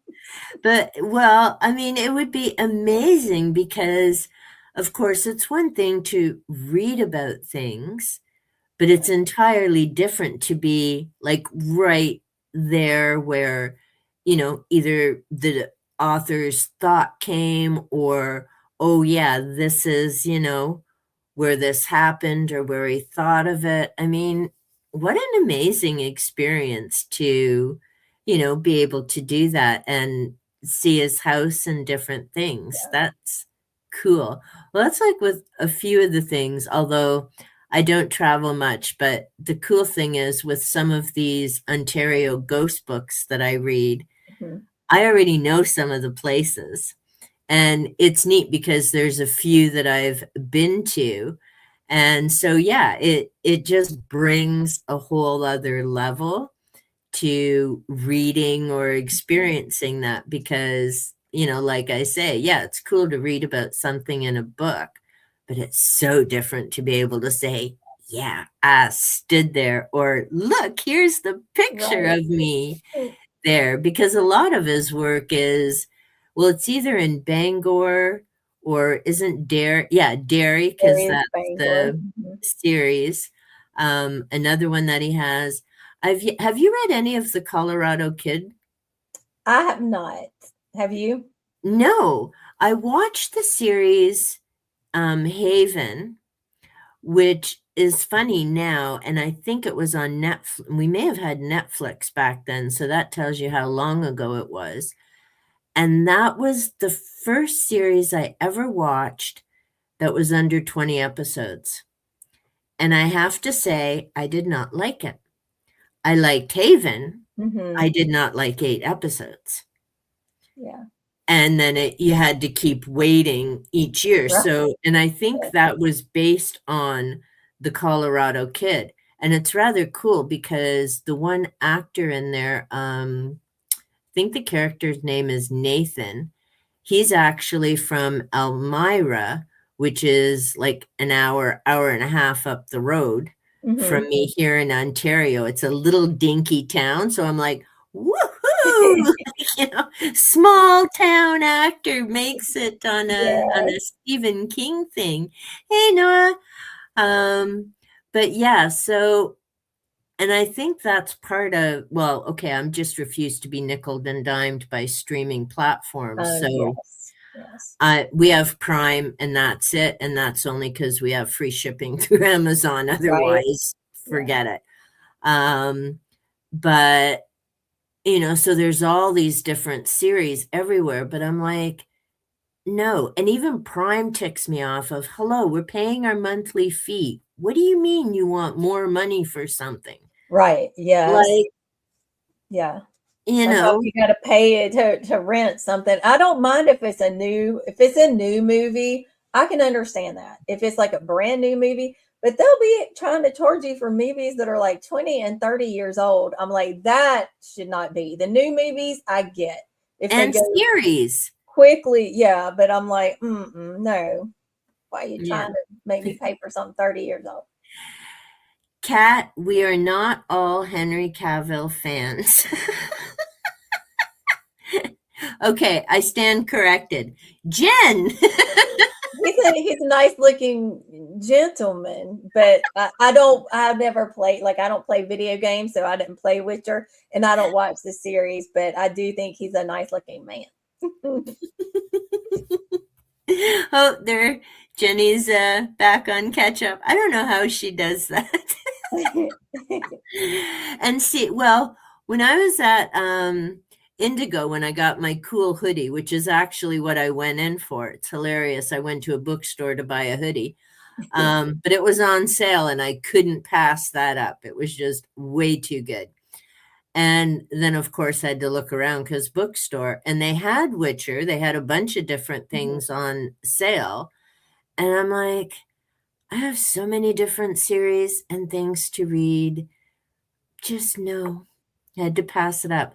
Now, the one thing I'm only a little bit kicking myself for is they did have the final book. Well, I don't know if it's the final, but the next book, Dan Brown, the Secrets of Secrets, Robert Langdon, and it was on half price. And I'm like, no, that's still 5 books at the Goodwill store. So, nope, not yet. It's funny how I plan my life, right? Can I afford this? Wait, this is how many books at the Goodwill? Right. No, I don't need it that bad. I'll be right back. I got to take a quick little break. I'll be right back. No worries. Okay, so folks are back. I'm glad. Well, whatever was going on with my camera, it seems to be okay. We were not talking about Lord of the Rings without you. Although Kat did mention Lord of the Rings, we were talking about shows on TV, and she mentioned Witcher. Hey, folks. And catching up quick as you can. So fun to look at. Didn't like the storytelling of season 1. Worth it for eye candy. Well, sometimes that's the best part. Never played the game either. Yeah, is it?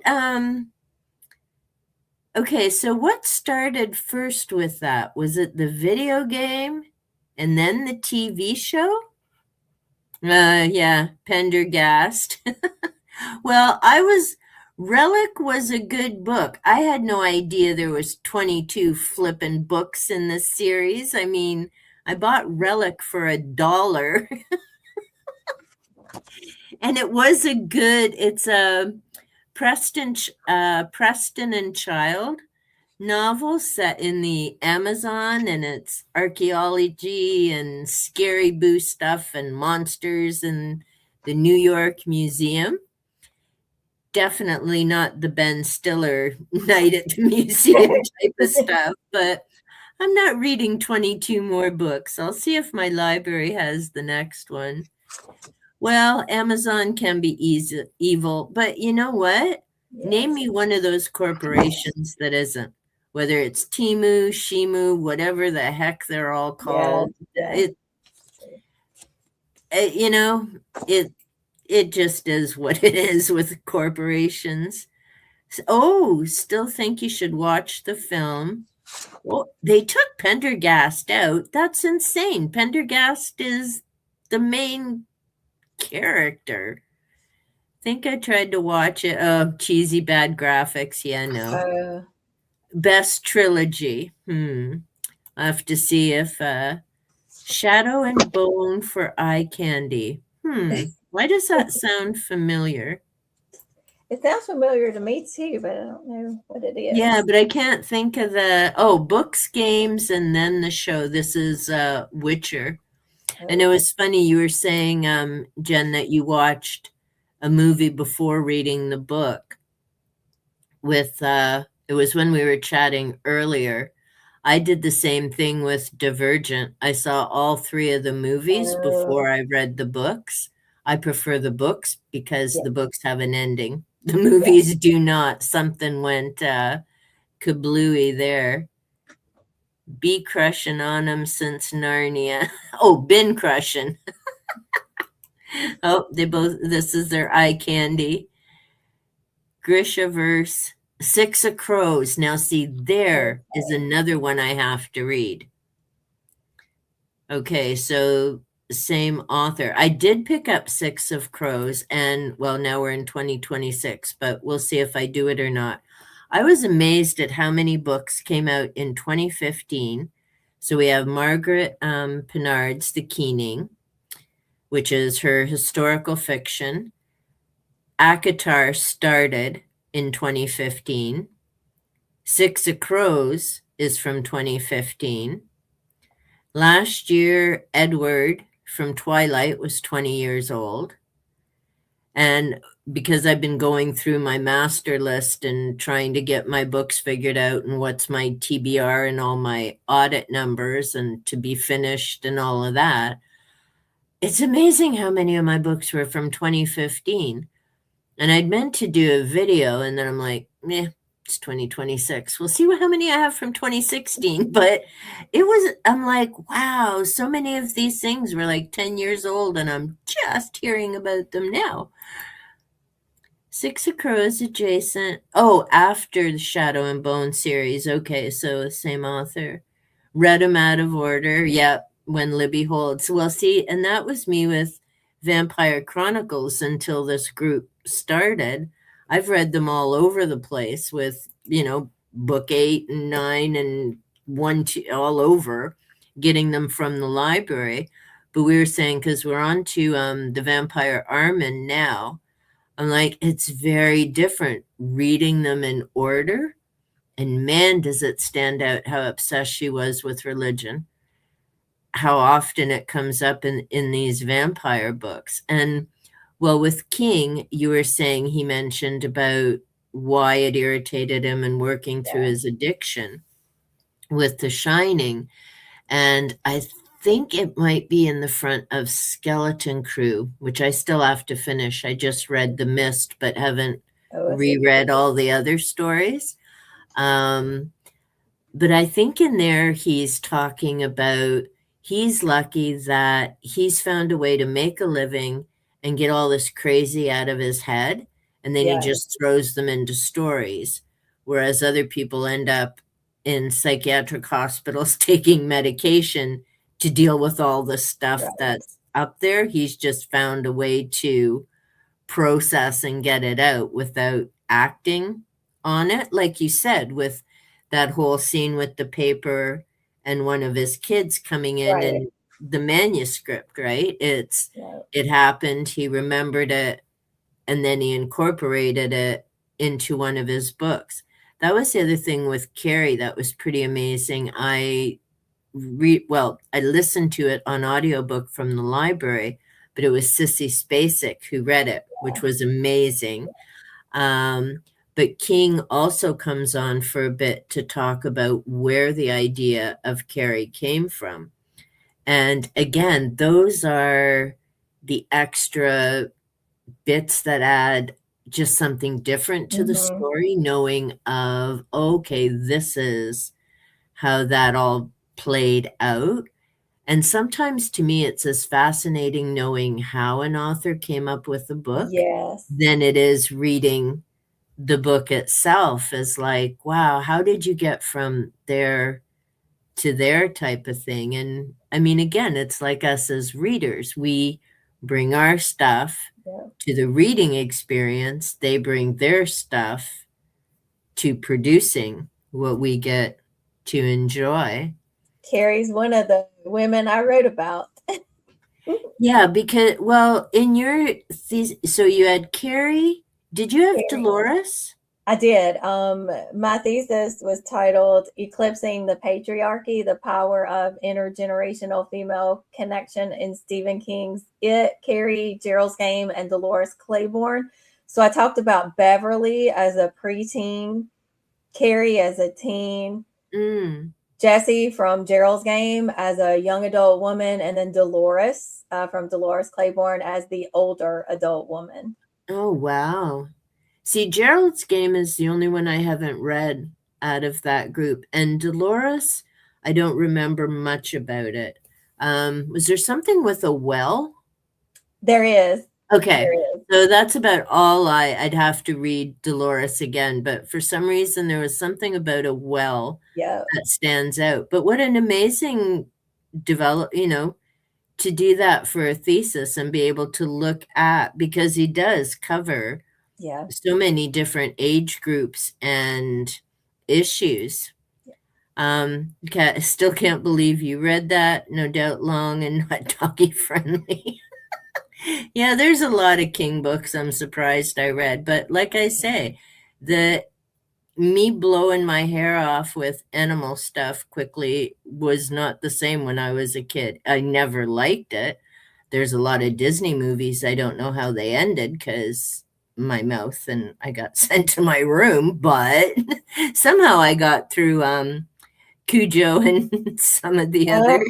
That one is so gut-wrenching. That is a King novel I will never read again. I do love Cujo. I think it's a great book, but it's so like with me, I mean, I'm not fine, I'm not always like, just take out the adults and the kids, but Harley's like, forget those adults and kids. Don't hurt the animals. Like, really, I can handle stuff, but when it happens to, the most disturbing thing in the novel, It, to me, is what happens to a dog and then what happens to some puppies. Yeah.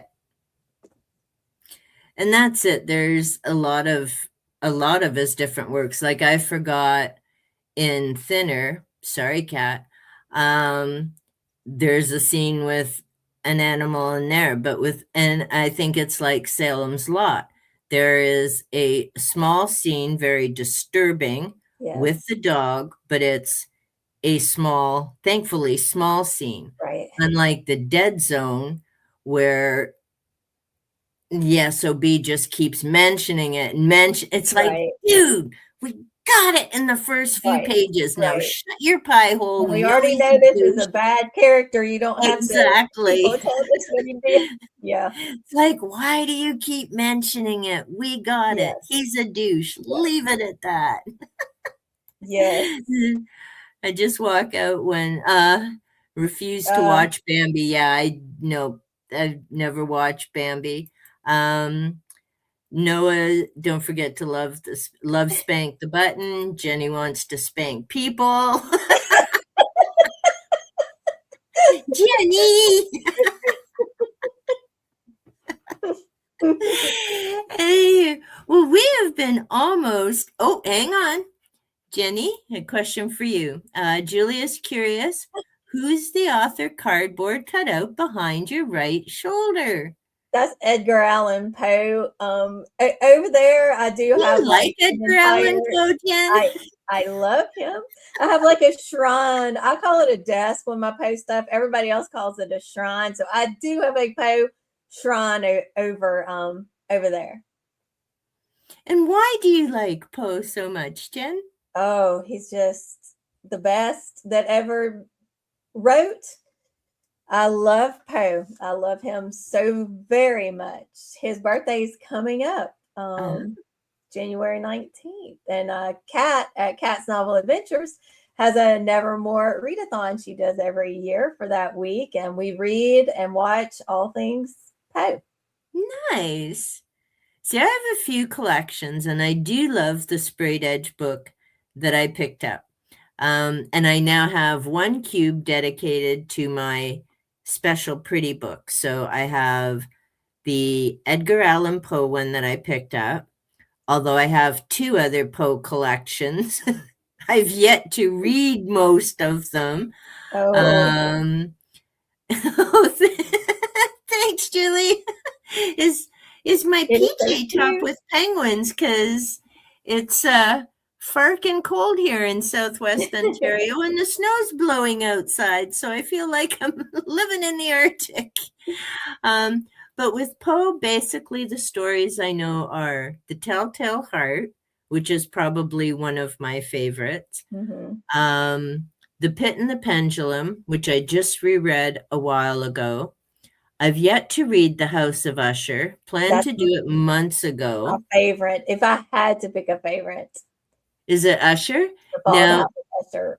there's The another one, and you'll know the name of it. Creeped me the heck out. It's where the guy gets walled up. Cask of Amontillado. Thank you. Yes. Those are the only 4, unless I read one and go, oh, okay, that was Poe. Those are the only 4 that I can name off the top of my head. Now, I do know it was either from somebody's video I saw. There is one that is with a cat. I will never read it. The Black Cat. Yes. Thank you. It's very difficult. I wrote a paper on it. Ooh. And it is one of my favorites for, diving into psychoanalysis, but it's very difficult to read if you love cats. And I love cats and I have 2, and it's a good story, but it's difficult. The Mask of the Red Death is a great one too. And that is the group read for the Nevermore Readathon. And Kat and I will have a discussion of the Mask of the Red Death on January 25th. And cool. Yep, for my Literary Love Book Club in January Literary Love Book Club. We are reading and talking about another of Poe's short stories in honor of his birthday, and that is Ligeia, which is another one of my favorites. So, yeah, those are 2 really good ones, Ligeia and The Mask of the Red Death. I've heard of The Mask of the Red Death, and it might.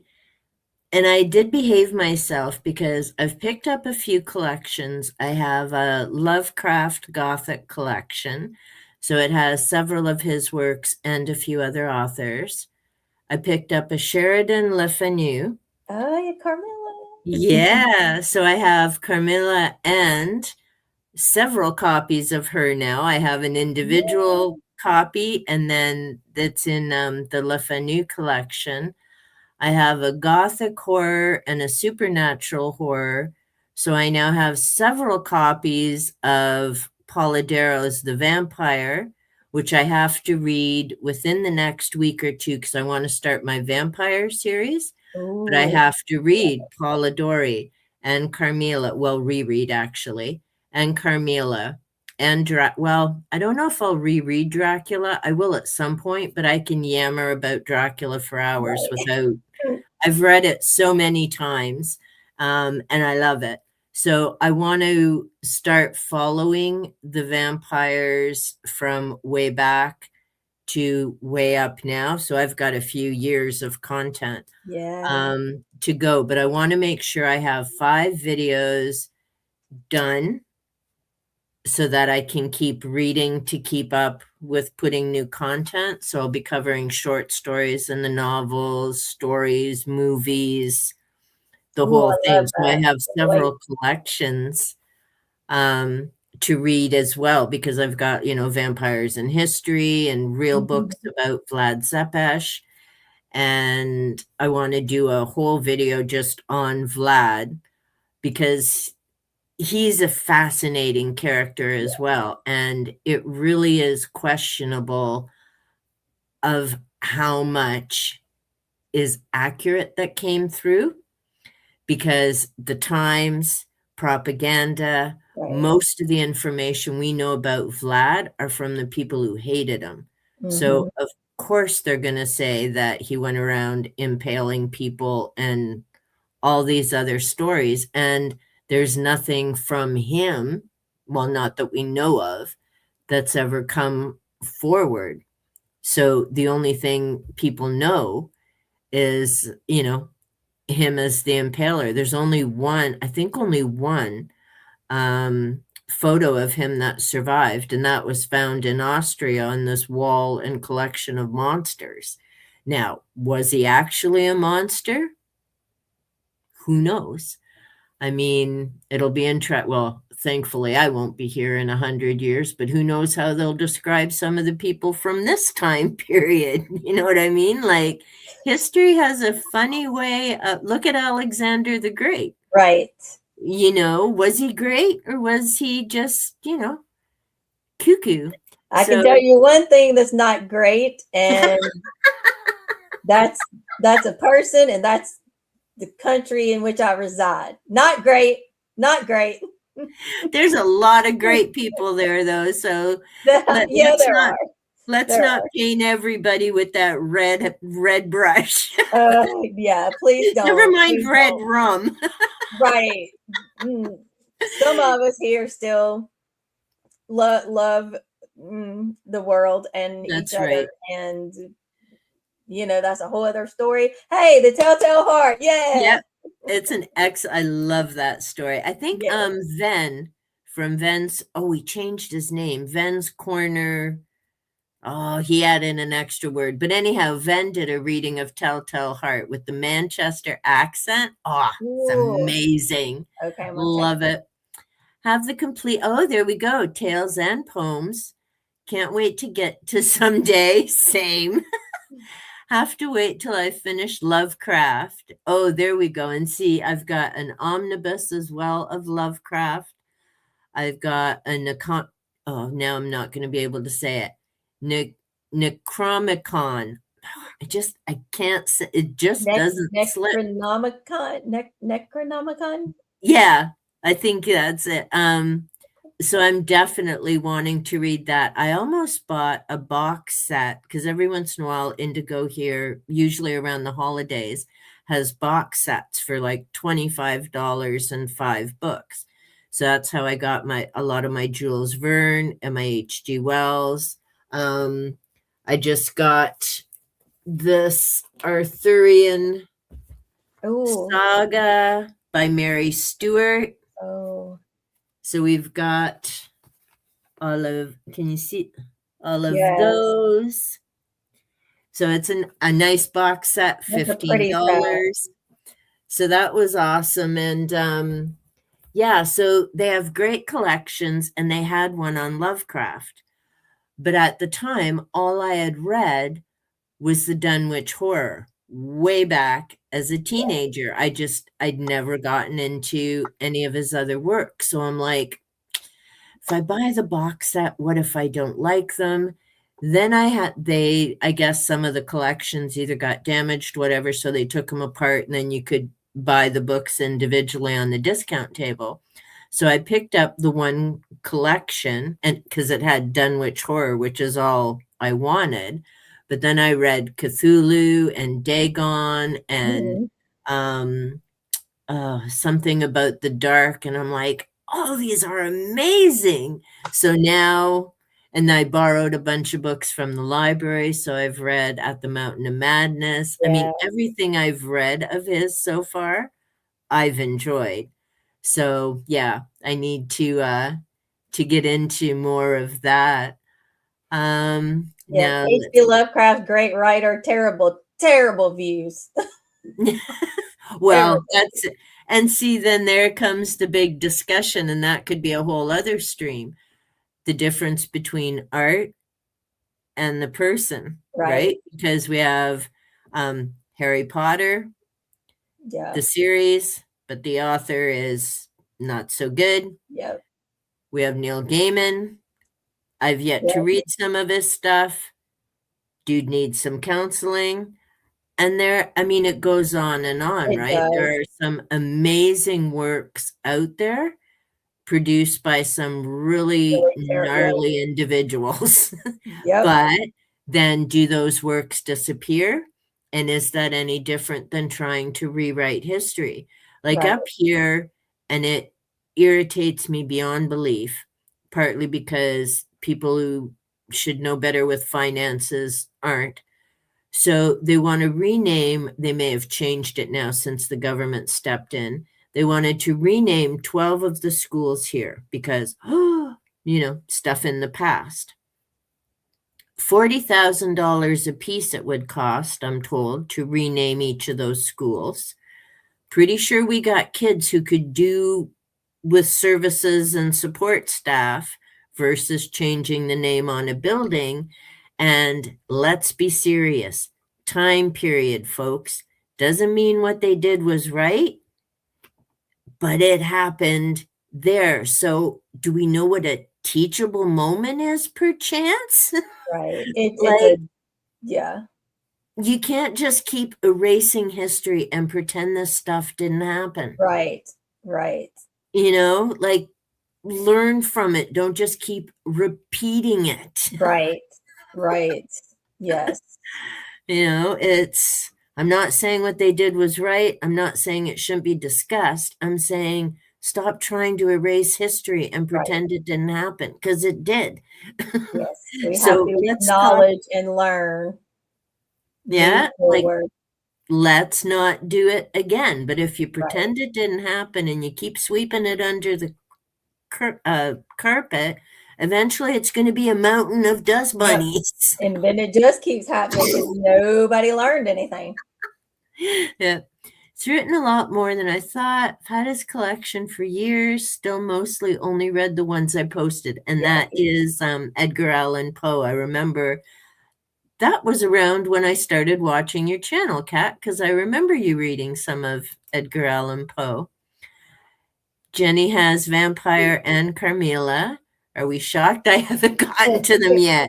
Well, I don't know, Jenny. You only have like what, 4,000 things in cyber to to work your way through.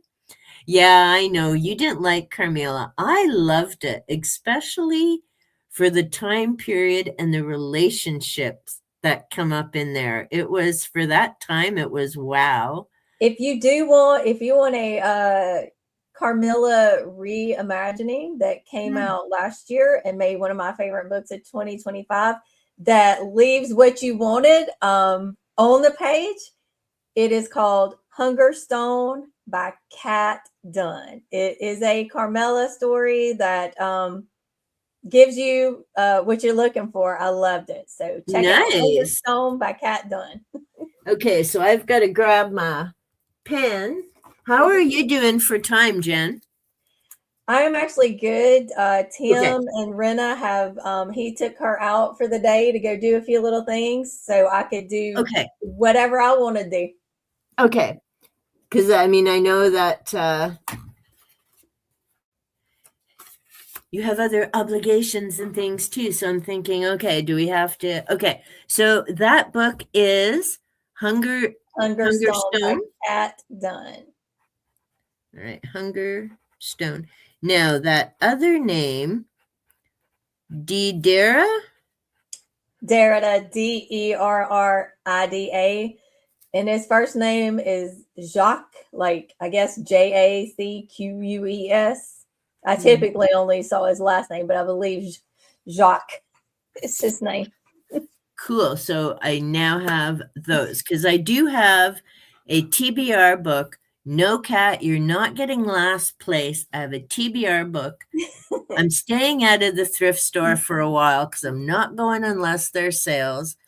But, and I do try and remember that when I'm watching videos, I need to have that book or a paper and a pencil beside me because I watch a video. Oh, that sounds great. And then I watch 3 more videos and I'm like, what were those books? Yeah. But I figure, like everything, if I'm meant to read it, it'll come up again somewhere or I'll be talking to someone. Okay, the book from the Evil Dead. Oh, look, Jenny's helping us. Necronomicon. I love the Evil Dead. I love Evil Dead. Now I'm trying, those are movies, right? Mm-hmm. Okay, I think I've seen Campbell's in the first one, like Ash, the Deadites, they go to the cabin and the book with the skin on it, the Necronomicon, they open it and read it and it invokes the curse. Yeah, I'm looking forward to reading that. No, that's my Gothic. My books are such a mess right now. I've got them piled on my desk, but you can't see. I have them piled on the floor. I have them turned sideways in my living room because that's the only set that I've completely gone through my master list. I found out there's about 30 books I don't have on my master list yet. So I have to, before I can move anything in this room, well, I have a bunch I need to add from my last book haul, but I need to make sure I have them all checked off so I can't move them out of here to mess them up in there. It's like, all right. But I'm getting there. I'm getting there. One book and one list and thing at a time. Lovecraft got there first. Nope, always be a troublesome book, cheesy movies to me. They made a cookbook too? Seriously? Oh my goodness. 50 different ways to eat your neighbors. That's totally different than 50 ways to leave your lover. Right. I mean, oh, thanks, Julie. Thank you. Yeah, second favorite. And that's it. I mean, right? Sometimes we forget they're human, they're flawed, they got issues. Sometimes it comes out, sometimes it doesn't, and you don't find out till a while later. Boggles my mind. Authors writing books. Yeah, Love and Acceptance.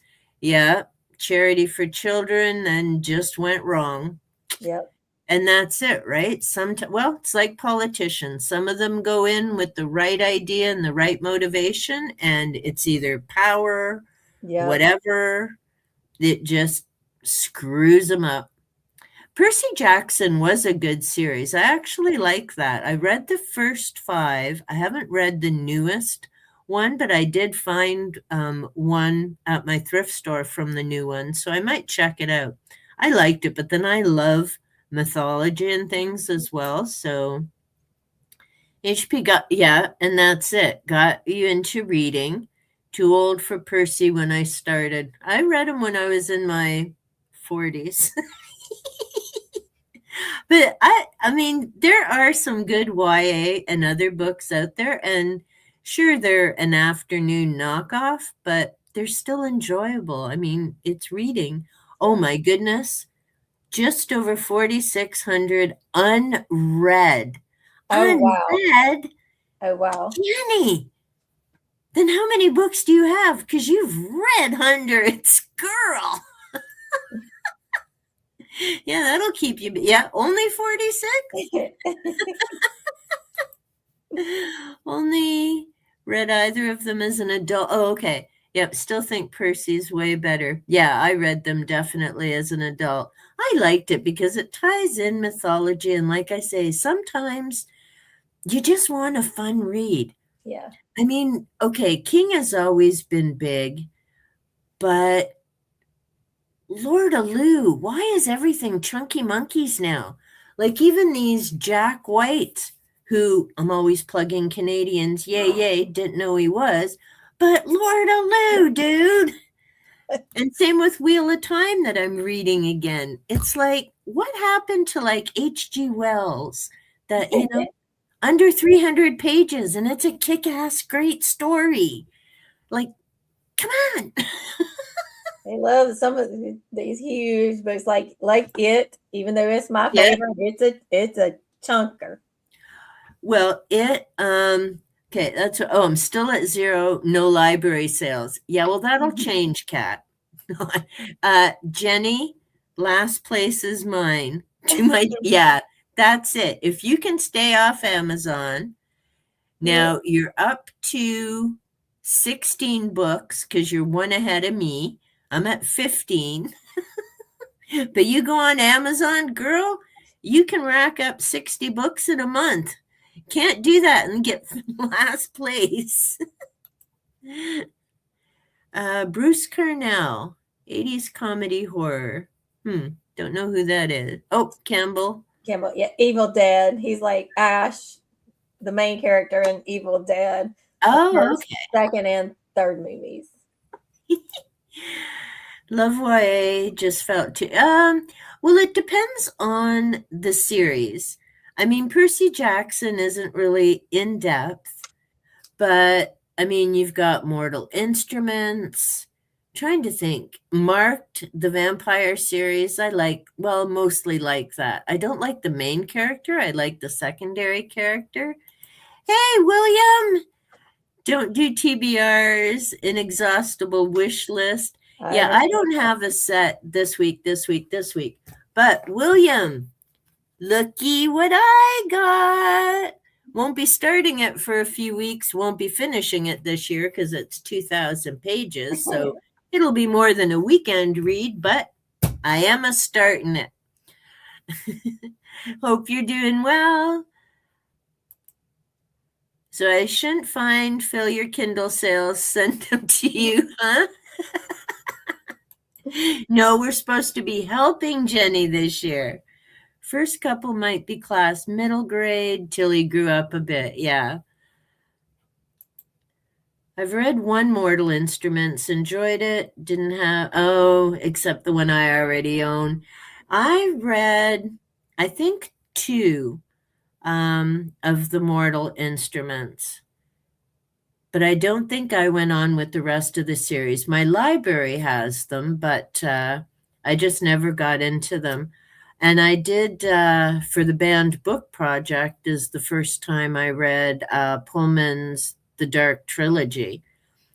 But I cheated. I read book 1. I read book 3. I don't need to read book 2 because I know how it ends. That big bind up is on my shelf, and I have not read it, but people keep telling me I need to read that Philip Pullman's trilogy. Oh, they're good. They are. I would definitely, I would recommend. It's a very fascinating read. There's different worlds and windows and choices people make.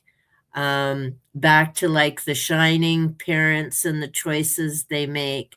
But with these two parents, I can't comment on book 2 because I never went back to read it. Mm-hmm.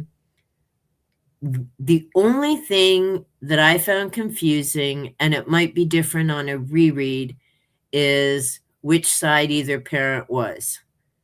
Because it kept seeming to flip back and forth, but it was a fun read. It was definitely a fun read if you like fantasy and other worlds and all kinds of different creatures. It was good. And again, it's not a very long read because it's written for, I think, a younger audience. So yeah, it was good. Ven's toast if he promotes another indie sale. Because he'll send her things on Voxer and that. And so poor Jenny, who sees a sale and must have, even though she's got 4,000 other books to read. Fairy tale retellings are YA. Yeah, some of them are good. ACOTAR is interesting, but not YA. Betsy series, there we go. I did not cheat. I just encouraged someone to buy me a birthday book. Still need to finish book 3. See, I don't know how you can do that, Jenny. I had to know how it ended. When I went to my library, I was planning to get book 1, 2, and 3, and it said they were on the shelf. But when I got there, book 2, someone had taken out. So I'm just like, I'm good. I'll know how it ends reading book 3, and I did. Get him, Jenny. Yeah, because he will try and get you to increase your numbers. First other booktuber to it's a tome, all right.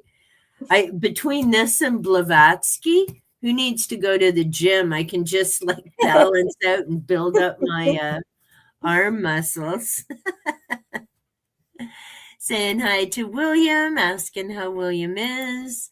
Still doing, yes, William's birthday is coming up on the 28th. Oh, happy early birthday.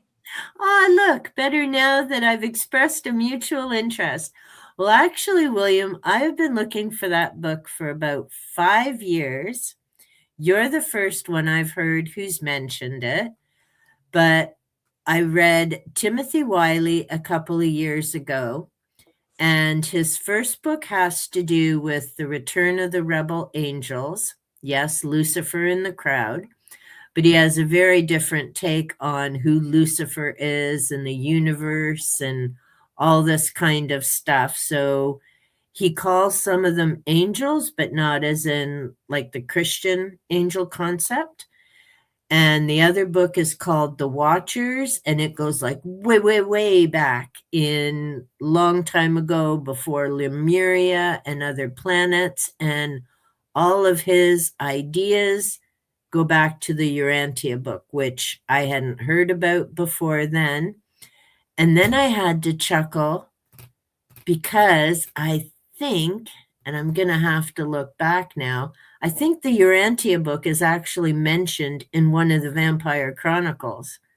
Yes, it is. It's in Armand, which I just read, and I'm like, whoa, where did Rice come up with this? So yeah, it's amazing. But this is why I love fiction and nonfiction and reading all over the place, because it is so wild how many things interconnect, but you don't see that until you read all the differences or talk to other people about it. Okay, so William is doing a live stream that is going to be on the 28th of January. Make sure to let people know, William, what time, because I know you're in Indonesia, if I remember correctly, so I know times are a bit different there. Yeah. So we're going to try and go show William some love on his birthday. Yeah, it's funny. Kat just started Armand. We're doing our live stream in February 21st for Armand. Kat's up to all of page 50. And she's just, no, she knew. Marius has a thing for young boys. Armand is a young boy who is rescued from having been stolen from his home country and sold into a brothel. And Marius comes to rescue him to have a relationship with him. So he's still a young boy, but now he's at a fancy house with an older dude. Well, okay, way older, because like Marius is something like 2000, but you know, either way. May have to go sneaky, try to join it. Okay, that's for because Kat will be working. But yeah, so many great reads. So what are you reading now, Jen? The All the White Spaces, which I'm only just a little bit in and just taking my time since I am vlogging about it. But this is set in Antarctica, and it draws inspiration from The Terror by Dan Simmons, which is one I read last January for my Polar Gothic. So I like it so far. And then I'm listening to the audiobook for Just Like Home by Sarah Gailey, which is about a woman who goes back to her childhood home to help care for her estranged mother who is dying. But complicating matters is the fact that her father was a serial killer who people in the house and then buried their bodies like around the house. Pretty. So he was, they caught him and everything. So she's grappling with trying to take care of her dying mother, even though they have a very estranged relationship, and going back to the house where she's kind of got this juxtaposition of memories of the father she knew with the person he really was. And she keeps finding these notes in her father's handwriting around the house. Ooh. So it's just interesting. Yeah. Well, and I remember you read The Terror, because that was the video with you playing out in the snow. Yes. And I was like, oh, good, she's reading it was so awesome. I loved The Terror, and that's my first Dan Simmons. I loved the series on Prime, although like The Shining book, book and show were very different, the way certain characters were handled.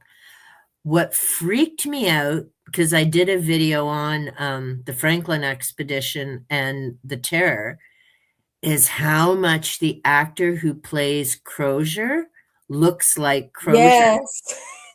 Isn't Yeah. that like, that was bizarre. Yeah, that was It's a kind of little bit like Jack uncanny. with the pictures, like, holy crap, dude, Uh-huh. like, are you a reincarnation? Could Right? you even be from the, because it really was, when I was looking at things. And I mean, here again is where kids' books are handy. I had gotten one from our public library about the Franklin expedition, and it's I think it was 2023, so like very current, so well written. I wish some adult nonfiction authors could do such a good job. It went through, it had the maps, it talked about forensic evidence. It was showing that they'd found the Terror and the Erebus. Those have now been found, and they're, of course, the work is going to take much longer because it is literally in the Arctic where they only have so much safe time, and they won't tell people, thank goodness, exactly where they are because they don't want dumbasses going and Right. then have to rescue the fools. So it's the Canadian government with the Inuit people actually doing all of the work there. And basically, they found it because of an Inuit story. So Crozier may, in fact, have been known by the people, and had not for all these issues for so long been an issue, they would have found the terror decades ago. Wow. But because of understandable issues on the part of various groups, because the way they'd been treated, and others had heard the stories but just wrote it off as myth and legend, they actually found the terror because of the Inuit people and their oral language passing it on. So Crozier and some of them may have actually made it to land and may have headed back like it's presented in the story. But I really did appreciate that Dan Simmons took the time to do the research. Yes. When you were talking about bodies in the snow, I remember the cover of a book about the Franklin expedition, and it's the young man, the very first one, who dies, and he literally is frozen Yes. in time. And yeah, and it was interesting because when I looked at the back of Simmons' book, The Terror, that was one of the books I'd read decades before. But this kid's book I got from the library had so much amazing information, and of course up to date because it was just 2023. I'm gonna So have to look and see if I can find that kids book. Because yeah, I never thought, like, I know nothing about ships, latitude, longitude, history of the expedition. I didn't know any of that going into the terror. So I cannot believe how much I loved that book, where I was stopping and looking, looking up different stuff about the expedition, yeah, looking up stuff about that region of the world, looking up parts of a ship so I could understand yeah, exactly what was happening. And that's when I found out about like mirages. Like I knew about in the desert, but there's like the mirages. I'm like, is that a real thing that you can see? Looked it up. You can. I mean, I was just, yeah. my brain was on fire the whole time I read that freezing cold book. Yeah. Well, because there's, like you say, there's just so many things to it. And Simmons does such a great job Yeah. of, describing the ice and the sounds and the visual and the creature. And I liked more the creature in his novel Yeah. versus the way it was. But again, TV and a different way of writing and presenting. Yeah. And yeah, I mean, they're still trying to totally figure out what happened, other than, I mean, they went out in the worst winter possible, But of course, no cell phones, satellites, any of that stuff back then. Like you threw your note in the water and hoped it got to wherever. So they had no way of knowing any of that stuff. But then, of course, there's the big issue of the food and how it was prepared. Yeah. And sometimes cheaper is not always better. And the way foods were prepared back then are not the way they're prepared now. So it's a question of, were they all losing their minds because of tainted food? Was it something else? They're never going to know. But here's another not so fun fact. While the Franklin expedition were freezing their noogies off and dying up north, the Donner expedition was eating their way across America. Yeah. They happened in the exact same horrific year. That's interesting because there's the mention in The Shining about the Donner Party. At the beginning there. Yeah. I think it's in the novel too. And I know it's in the movie, but when Danny and Wendy and Jack are driving over to the Overlook and they're driving through the mountains. Yeah. Wendy's like, is this where the Donner Party was? And Jack is like, no, that was further over there in the Sierras. But they talk about that. And I was like, oh yeah, that's, so that was some foreshadowing heavy there too. Also reading The Terror, I learned so much more about what scurvy is. Yeah. And many things I did not want to learn and know about scurvy. I was like, scary, horrifying. Absolutely horrifying to think people actually dealt with this, and I guess deal with this depending on where they are. So it just, I was horrified. It's horrible illness and way to die. Yeah. Well, and that's it is, you think here's all these young men thinking they've got this, amazing paycheck waiting. They fully expected. And again, it's also a story about racism. Yes. If Crozier hadn't been Irish, he would have been head of that team. He had just come back from 3 years in the Antarctic. He knew what he was doing. He knew how to, rely on his people and figure things out with the ice, but he was Irish. Yep. That's the only reason Franklin, who used to make soup out of his boot leather, ended up being in charge of that. But again, right? Woulda, coulda, shoulda. This is why you don't forget people in history and you don't make the same mistakes. Exactly. But you could always say some things. Internet doesn't need to know my thoughts. Excuse me. That was what we were saying with our editing earlier. Is some things you got to take out before you upload. Also look up the Origins. It's out there. Sleep Talker. Dictated pages materialized. Okay, that part I didn't know, but I do know that it was channeled work, as in someone got the information, much like A Course in Miracles, all the stuff by Jane Roberts and the Seth materials. So that's the other reason I'm like uber curious to check into this stuff. Already knows your thoughts. Yeah, sometimes it's scary what stuff comes up that you think the machines are listening. Right. Yeah, good marketing ploy. Only some of them. Look at her little halo. It's so adorable. It's like Tiki. Love when people claim to be an angel, like they're all forgetting that was Lucifer. Yep. There's a reason he was called the light bearer. One of the Rollins novels. I think a few people have tied in that Franklin expedition.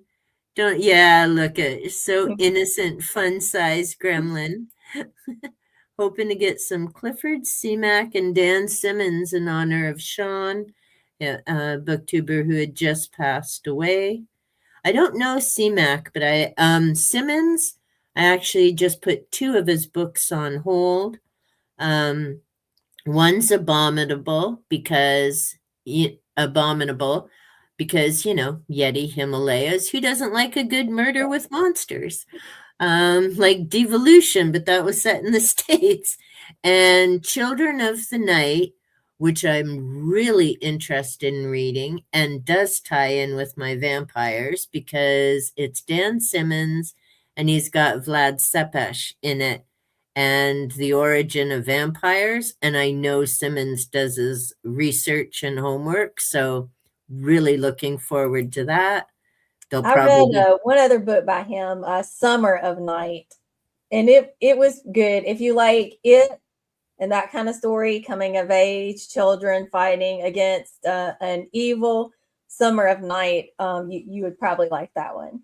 Okay, that's good to know because the library, and the funny thing is, they've got everything but Drood by Simmons, which is Drood is about Charles Dickens and a really dark side. They don't have it at my library. They've got Abominable, all these other ones. They've got Hyperion Cantos, which I have a copy of. I picked it up for $1 at my thrift store. Another nice chunky monkey, but not Drood. I'm like, are you kidding me? Like, people, seriously. William is reading The Tale of Jeannie, world's first novel in the way we understand it. Wow, that would be fascinating. Yeah, that is cool. Heard it's really good. Okay, so Jenny knows of it. Fair, Sleep Talker said, in the plural, we're angels, and we have a message for the world. Wonder if it was actually angels causing all the mischief, blaming it on demons. Good chance. Story of a Japanese prince in the 10th century, basically about his love life with many women. There we go. Love that one of the first was a romance. Oh, Hyperion was Sean's favorite. There we go. I've yet to read it. It's on my wait list. I know the library has the other ones in the series, but I don't know. I've got so many. Well, and like I say with the Urantia now too, but I still need to finish my reread of Wheel of Time, and Ven and I are working through it. I'm 2 books away from finishing the ACOTAR reread. I can't believe I've read it twice. But what I have to say is reading it with a group the second time is a much better series than just having read it the first time on my own. I'm still not going to say I'm ever going to love anything Sarah J. Maas wrote. I still think Feyre's a nymphomaniac that needs to shut her legs now and again. But there are other things to the story in terms of layers, people responding to horrific things in their past, and whether they're fey or human, how they choose to treat other people. So from that point, the series has things to offer. It's just way too much boom chicka wop for my liking. Only wish the story, not restricted to the nobles, prefer the perspective of commoners. Yeah, I think it would be handy to get both, to get a sense of what the world was like. That's what I liked with The Five by Haley Rubenhold. She talks about, because when the murders all happened in Whitechapel, there was Queen Victoria and the celebration, and then there were all the people being forced into the towns, and hearing about both of those different perspectives, because of course to them it's a very different world, whether we go to those haves nots like Jack and the student. May have to just binge. Yeah, good luck, Jenny, because 3 of the books are over 600 pages. Ooh. There's the novella. which is nice. I'm not sure why she had to write the novella, write up a dissertation defending Tamlin. He does have the second read I have found him.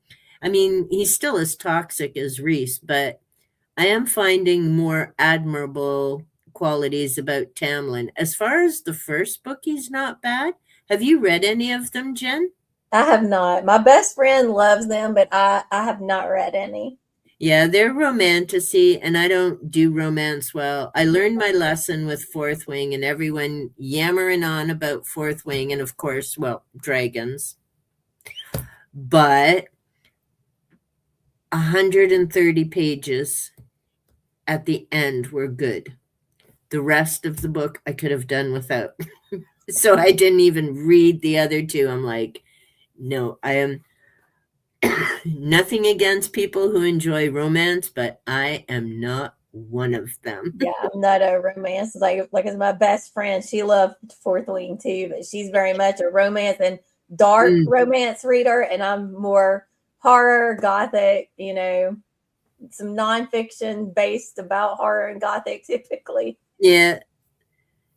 Well, there's so many great choices. And I mean, again, yeah. Yes, you do love bugging them. But Jenny, if you read it, you could bug him even more with specific quotes.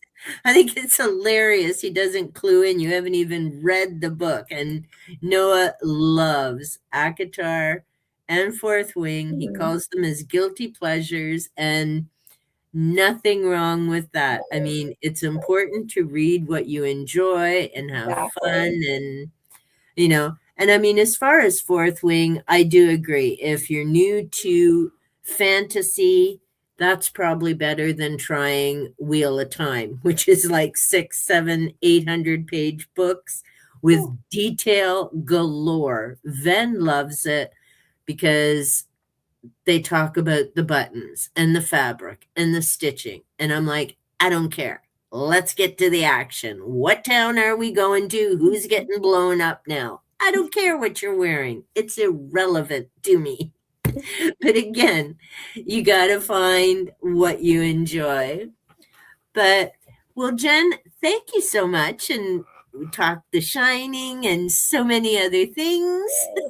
Thank you for having me. I always love to talk with you, Elaine. Every time we get together, it just makes my day so much better. Well, it's fun, and I enjoy it too. It's so great, and I'm looking forward to our March read as well. Yes. And then we'll have to do a live about that. Gareth, I'm pretty sure, is still joining us. Yay. And Bookish Chaz. Chaz may be joining us as well, because he mentioned he wants to read Dr. Sleep. I saw in one of his videos. So I just mentioned to him that we're doing a buddy read. So he said he'd let me know, because he's got also a bunch of things going on this year. But if he can join us, then he will. And then there may be 4 of us reading Dr. Sleep. So that will be fun. So thank you so much, everyone who could join us on this Sunday and engage and participate. It's always a treat. I'm going to just check our final comments. Seen more than enough. Very lengthy reviews. Yeah. It still amazes me. There's a channel out there, and basically all she does is trash our authors and these long, long videos of why she hates these books. Tons of views. And I'm like, really? Why? But of course, why is because that. But I'm thinking, if you hate books this much, go get another hobby. But then she wouldn't make a ton of money on YouTube. Jeannie has high standards for his women, wants them to be entertaining, also know when to hold their tongue. Grooms them with dresses, teaches them hosting skills. Yeah, I wouldn't be making that cut. No. It's like Andrew. Oh, yeah. Probably spent more time listening to folks trash the book than you spend reading it. Take care, William. Take care, everyone. And don't does that same for books she likes, but her rants are very detailed. Yeah, true. I remember the channel. I checked it out, and then I'm like, yeah, no. If I'm gonna watch some extra YouTube, it'll be either like, well, lately it's been Def Leppard or something Hey. Okay, well, thank you so much. Thank you, everyone, for joining us. And